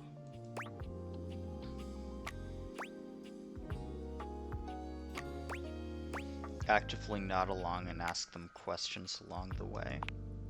On the ball, showing that body language, that active interest. You may not understand everything about what they like, but you want to learn more because you're interested in what they have to say. And by extension, them. You're really getting the hang of this. All right, nice job. That concludes our lesson. This is really fun. Have you got any questions for me before we go? Sure, Dante. I love talking to you outside of school. Fired up.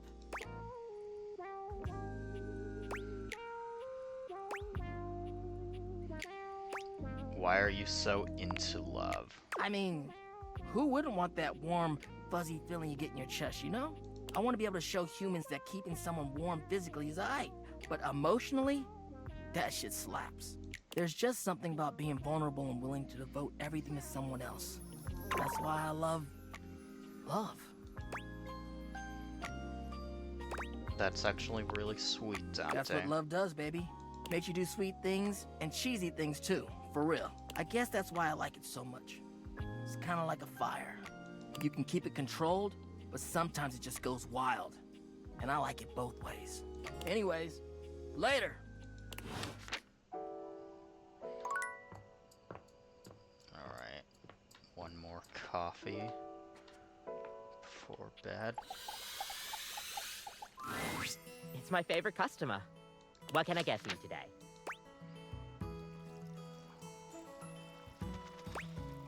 A latte. Sure thing. One latte coming right up. Kopi gets to work, grinding and pouring and mixing with an impressive speed. And voila! One latte just for you. Hope you like it. Is there anything you'd like to know about the latte? Why is it called a latte? Well, that's the Italian word for milk. If you're in Italy, you have to order it as a cafe latte. Otherwise, they'll literally just give you a glass of milk. That's awkward. Right? I don't think my nerves could handle being handed a glass of milk like that.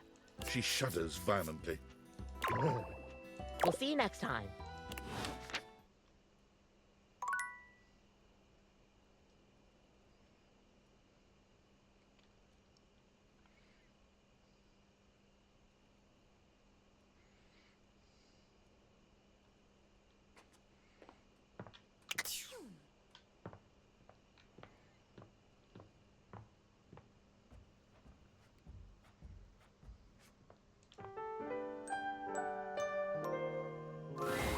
Last time, Nightmare just launched right into an unpleasant dream she prepared for you. But for some reason tonight, she hesitates. Whatever the reason, this could be your opportunity to get to know her better. Or perhaps to swing your dreams in a more pleasant direction. Do you take requests? I'm not a DJ.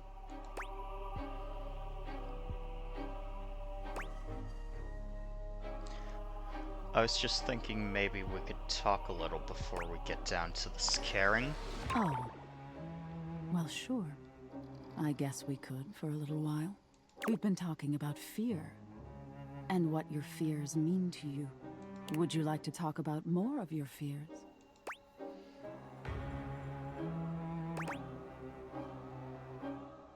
What about my fantasies? Well, that wouldn't be so bad. I can work with that. Tell me your deepest desires. I've always wanted a goth girlfriend. Yes. You have? Oh. It's hard to tell in the darkness, but you could swear Nightmare blushes. That's interesting. Well, wow. Of all the things to have in your mind. There's all sorts of things in your head, you know. And I can dig through them and try to make the best sense of it I can, but haven't you ever wondered why some of your dreams are so nonsensical? I can make anything scary. But the scariest dreams are the ones that stick with you when you wake. The ones that come from a place of true fear. Things that keep you up at night. So you telling me those things about your biggest fears? It was nice of you. You gave me the keys to really scare you, I guess. I'm not used to people playing along with me.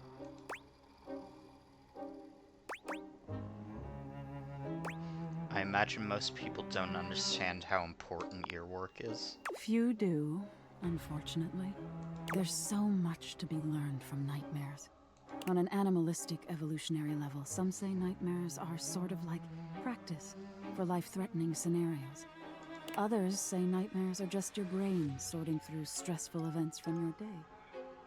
All pretty useful things, in my opinion. And yet, despite all the scientific advances humanity has achieved, no one really knows that much about me at the end of the day. It's a little sad, isn't it? I think it's kinda hot, honestly. You do? Nightmare fidgets nervously. That's cool. Nightmare looks past you at something you can't see. Oh no. Look at the time. We've been talking so long. If I don't get started now, we won't have time to finish. You hear something dripping. Drip. Drip. Drip. You look up at the ceiling, then.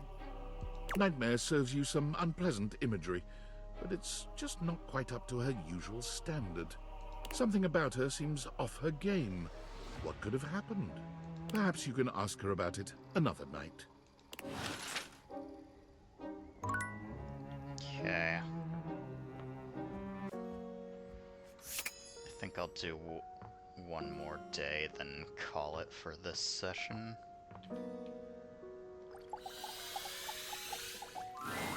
You come upon the Scandelabra with his back to you, talking to himself while seeming to furiously polish something. 1 part calcium, 2 parts carbonate. Polish until glistening. Yes. Smoother. Smoother. What are you doing? I'll take out those solid smears. Effulge! Effulge! He sets the cloth down on the table, delicately wiping his brow before finally turning. Oh, damnation! Do you even knock, human? Maggie has a few questions for you. That silly little sleuth. Now? Oh, how dare you! The polishing of my nop is a sacred art. Only the most panegyrical of acolytes are allowed to know of my backstairs ministrations. And you are not that. I know not what you are. My inquests have turned up fallow. Well, you've come to see me, eh? Must be for my brilliant shine. Which is what I was doing. I didn't see anything, I I swear. am made of the purest silver. Born in a small chandler's hut in the Swiss village of Saint-Martin, I have traveled transatlantically to this abode, where I preside over the rest of the objet. I require a great deal of polishing and care, which you do not do. So I'm forced to self-lubricate. That's what she said.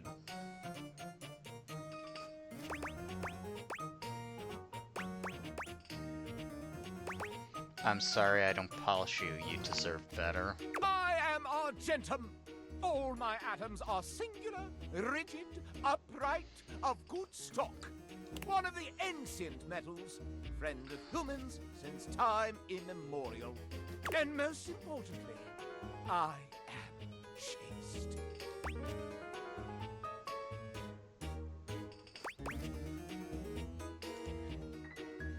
That does sound impotent. I mean, important.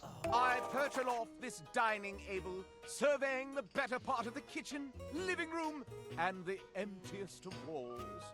As I gaze into that wall, sometimes I am gripped with the fiercest ennui imaginable. Do try it sometime. It's rather addictive. These other objets, these rottish roustabouts, love each other in ways you cannot imagine. Tell me how. These things proliferate like the dust bunnies neath the Davenport. Don't you talk about my girl Dolly that way. Mass-produced, your shuttle creep and crawl through each room, seeking ardor amongst the appliances. See them, hear them, smell their love. And I rise above it, like an angel over vermin. Though I do enjoy hearing about it, mistake me not. But to dip my own sconce into the tumescent tumult? Never. Having told you my story, I must away. Regards, S.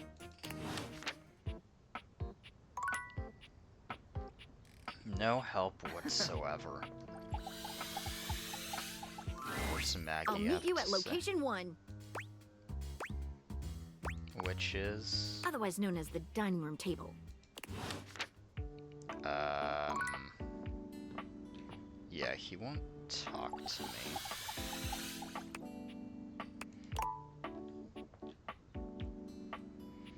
You know, I wonder if I can sleep right now and just restart.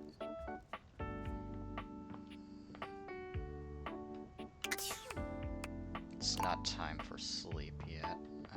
I actually have to.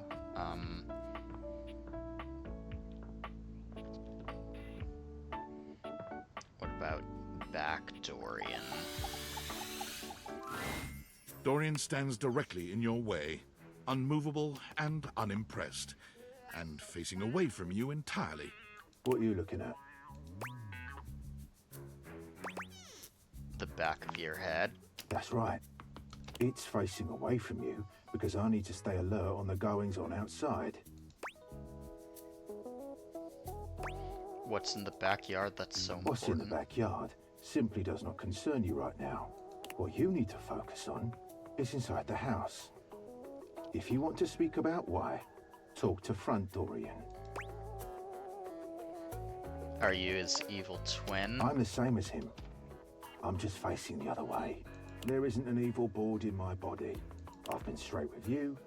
Now be straight with me and go away. How can I get him to crack? Who else can I talk to?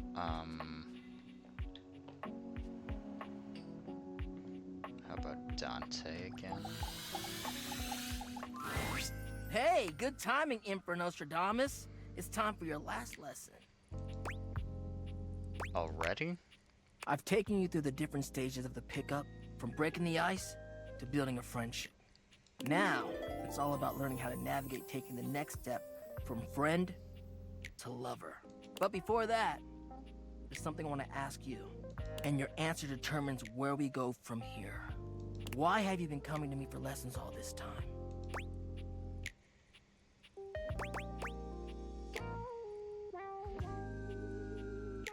Isn't it obvious?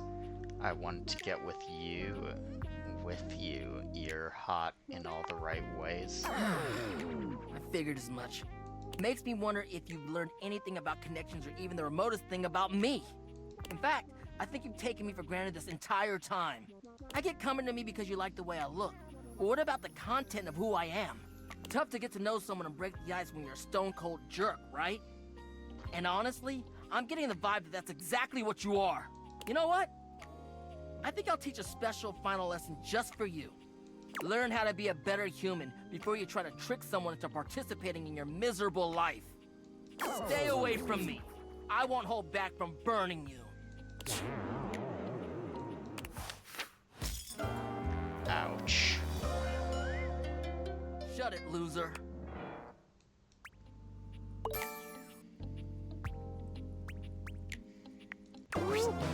Burn. A well-dressed figure saunters into the room, tossing his locks over one shoulder as he shoots you a look that makes you shiver. There's an aura of danger about him, as if he delights in the misfortune of others, and is eagerly anticipating yours. Well, well, well. I can't believe it. You really did it. Did what? You got dumped, kid. Majorly rejected and just tossed to the side.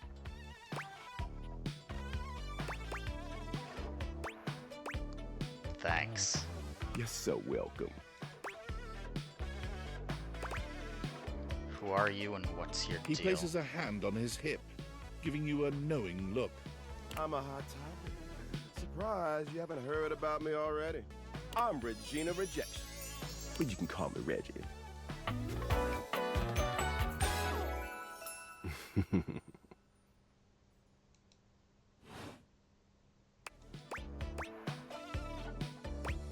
What do you want? Me? I like to come in every time you get a hate ending and take in the sights. It's kind of what I do, being rejection after all. So you appear when I get rejected? I like to think of it as a nice consolation prize. So this means I could see you again? Oh, don't worry. I'm always just one rejection away. Listen, bitch. I'm giving you special access to me here on this app I'm putting on your phone. Have a chat anytime you like. Reggie takes your phone, typing something into it. He turns your phone back around to show you a funny little icon that looks like a broken heart. What happens if I get rejected We'll just by have to everyone? wait and see. That'll be a feat. I'll come by to check on your progress if that's your goal. Let's just say, I really can't wait.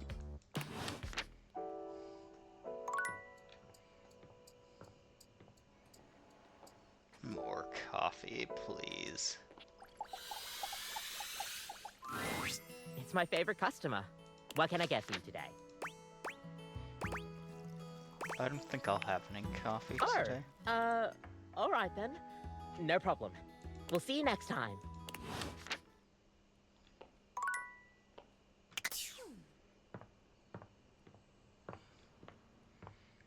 I've got to get Candelabra to crack.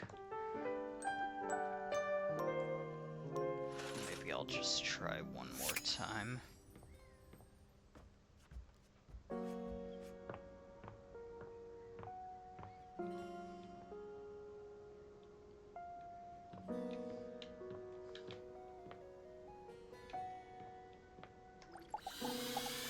Dante, I'm sorry. Oh, it's you again.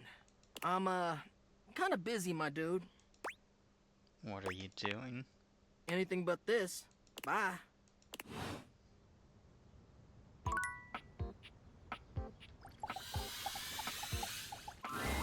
I'll meet you at location 1.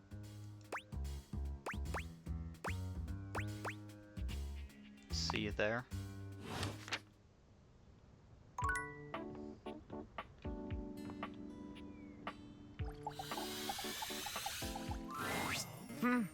Yet you return.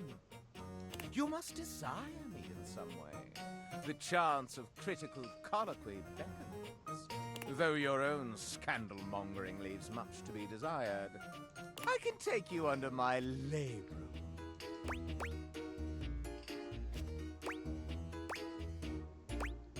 Candelabra and Maggie needs to speak Not to you. yet, not yet. There are more important matters to attend to. But tell me, when I spoke of polishing my knob. Do you even know what that is? That's the midpoint of the candelabra where the arm comes out. So, that's been a vicious rumor for years. The knob is above the base and is decorative. Now, where on me is my labrum? Could it be the arm that holds it? Indeed! My labra hold the sacred flame aloft.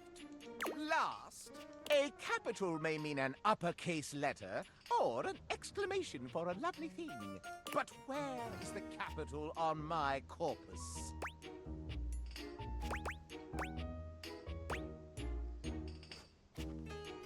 The lip where the candle sits on?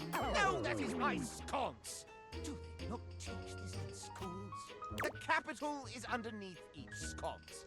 Well, there went your chance to further gain my esteem. A mere single question correct about my anatomy? For shame. Allow me to tally up my feelings for you. I deem you not yet worthy of my inner victim. Okay. Sheesh. Well, if you want to gain my esteem further, I will now tell you precisely how to do it. You must share with me more goings-on. It is give and take in the world of rumor, you see. Do you have any for me? Let's see what we've got in the books for you, player. Player? No, I call you player, since you seem to have your way with everything in this very housedom. Why, just look at the list of scandals. In alphabetical order, of course. You have gotten the very dust itself to love you. There is no dirtier deed. Cracks appear in my own form as I find out you wantonly wooed the wall.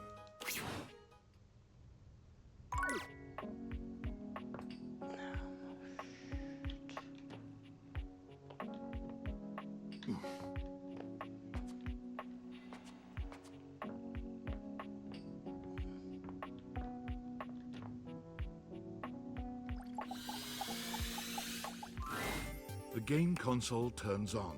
Team 17, Sassy Chap Games, Moonsurgence, Resurgence. Here you are once again, back where you started, with your beautiful companion urging you to make a decision. She looks at you just the same way she did the last time, with a strange familiarity, but still not quite recognizing who you truly are. You're here. I didn't think you'd make it back. I don't know if there's no save feature on her or... Which way do you want to go? You're being very forward. Do you think we've met or something? Of course we've met. We're in the middle of a huge battle for Regolith on Colony 16. Yeah, let's battle. Oh, had me scared for a second, Yael. Oh, you just equipped my Zauer rifle, which means that you're thinking of unloading a whole lot of Zaker charges on these Scroufs out here. What are we gonna do? Unload a whole lot of Zaker charges on the Scroufs. Bizork! Eat Zaker, worm! 88 charges later, that's a whole lot of Scrouf carcasses. Nice haul. That ought to teach Celine and her goons. We're near the compound of the Upholders. They'll have Assassin class Upholders, as well as Surveillance class. We'll have to sneak our way in, and probably start dispatching them with utmost violence. You up for it?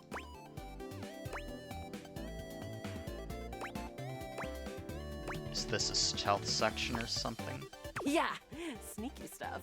I found an entrance on the dark side. Should be an easy way in if we just follow the marker on the map. Where are we going?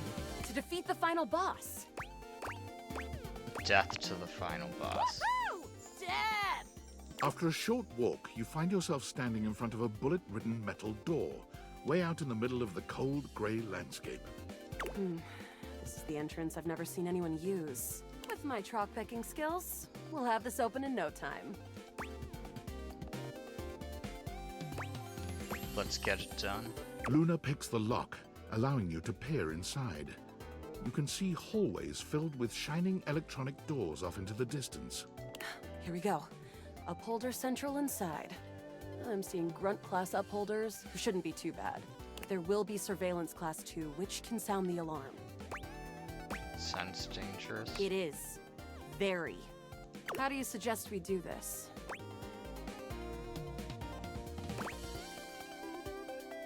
As quietly as possible. That makes sense. Using all your available grace and patience, you and Luna slowly make your way down the corridors. Close behind me, Yael. You drift past both grunt and surveillance upholders with ease. Good choice on the stealth. I usually prefer the part where we... There you are. Oh no! Assassin! From your stealthy vantage point, you can get a vague sense of what's happening. A vast laser juts out from some sort of holographic human from down the end of the corridor. The light engulfs Luna and renders her immobile. Grab Luna and run. Bravely, you take Luna's frozen body and crash through the remainder of the hallway. Once she is removed from the power of the strange weapon, she hangs limply in your arms for a moment, enjoying the ride. Give her a wink and smile. Guess I don't have to whisper anymore. You run further through the maze-like compound and finally make it to an empty office. Krah. We lost a lot of gear there in the Tryst of Battle, but at least we still have enough health to get us through to the end. We're getting close. You wanna press on, or should we take a crafting break? What's crafting? We have a chance to use what's left in our inventory to make something that will help us in the final battle. Let's get crafting. All right, we can craft something really special using this workbench. This thing can take anything we've got and transform it into anything we don't.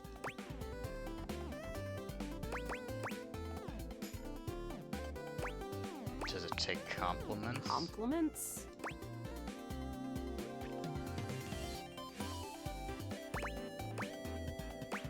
You're the fiercest damn warrior I've ever seen. Love your moves. Thanks! Those moves came from years of button mashing. Okay, let's get started with... 1 wood. Got it. And then? 1 Scrouf skin. Got it. And then? 1 globule. Got it. And then? That's it, I think. All right. I don't think that's gonna give us anything we really need, unfortunately. But there's no reason to lose hope. Let me just put these together, and it's pretty globular, which is always good for defense. The wood gives nice heft, raising our attack. The Scrouf skin makes anything look a lot better for comfort. We've got an amazing new piece of armor from this. That'll help us in the battle ahead. You and Luna make your way through the final threshold and stop right before the entrance. Oh no. There it is, the horror of it all. The way opens up into a large regolith cavern. Mining constructs mingle with moon rocks as the terminus of the station is reached. But perched high on the crane next to a large glowing blue crack in the regolith was a well-outfitted spacer who looked just like Luna. You came just in time for the festivities to begin. Celine Moonrise, prepare to die! Luna, you'll never take Crescentia's power.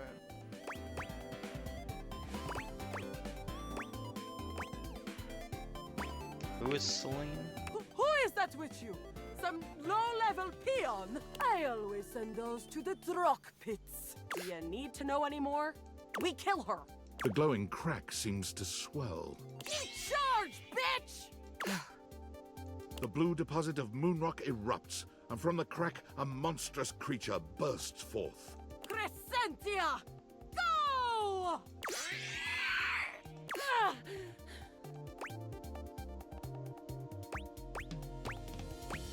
Use items. Take this! Luna throws an elemental grenade that blasts Crescentia's scaly hide. Thanks to your crafting, Luna is able to withstand the mighty force of Crescentia's power. The battle is fierce, but ultimately Crescentia and Celine fall to the ground, presumably dead. Wow!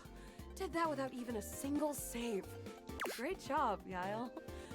Couldn't have done it without you. Could this be something more? Well, if you'll have me, can we take this to a more romantic level? Don't think I didn't notice those little flirting responses you gave. I did because you're hot, Luna. Whatever works, Yile.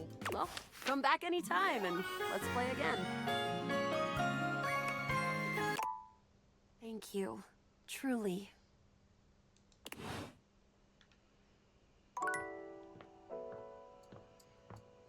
More coffee. It's my favorite customer. What can I get for you today? An affogato. Okay, no problem.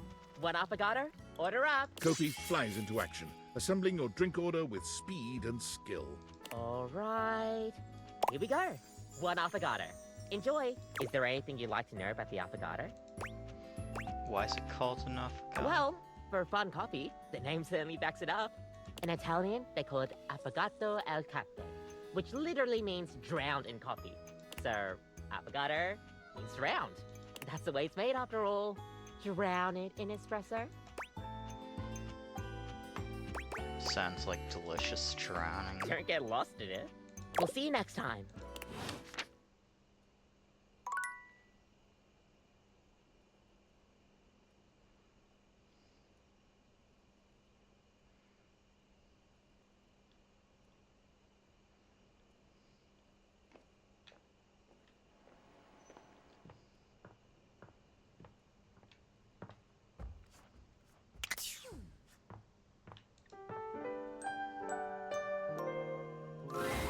Nightmare comes to you at the usual time and place, but there's something strangely hesitant about her tonight.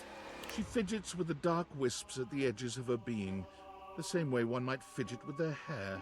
Hello, my dear. Hey, Nightmare. Hey, you. The other night. Were you afraid? I was afraid of how much I love you. You know, I did my best, but I got the feeling you weren't all that scared.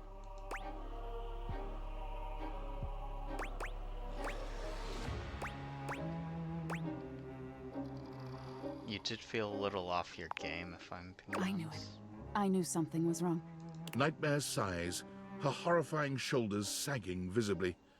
You've never seen her look so out of sorts. I knew it. I knew better, but I did it anyway. Did what? I let you see more of myself than I intended. I'm losing some of my mystery. I'm losing my ability to frighten you.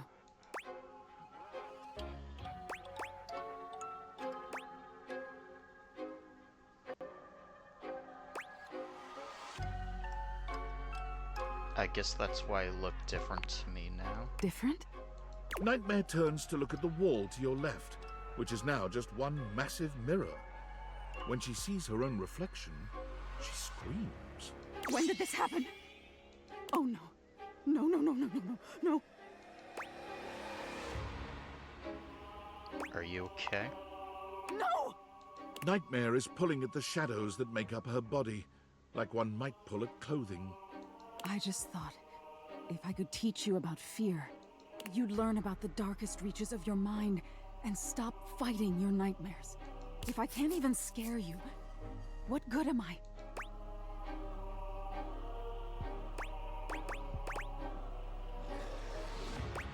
Why do you have to scare It's my entire reason for existing. If I can't scare you, I'm nothing. You can fix this. You're going to be afraid of me. She rounds on you suddenly, pointing a finger at you and letting out an unearthly screech that raises goosebumps all over your body. But despite even that fairly decent effort, you can't help but feel unthreatened.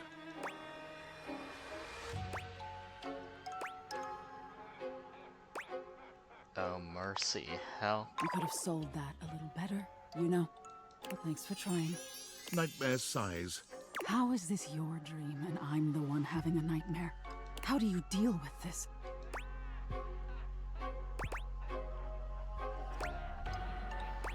You just need to embrace whatever this is going to be. This? What do you mean by this? whatever this relationship between us is going to be. Relationship? No. Wake up! Wake up! You wake up suddenly, sweaty and alone. Your heart races, but you're not afraid. What is this feeling?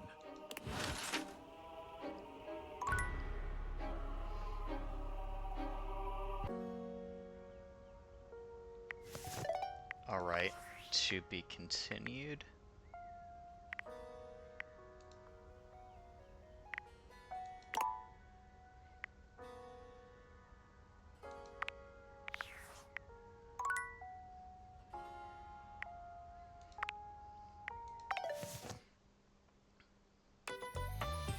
Alright, this was a fun one. Thanks so much for watching. Definitely got some good leads to go on for next time. Hope you've enjoyed watching this as much as I've had playing it. And I will see you next time. Stay classy, my fellow gamers.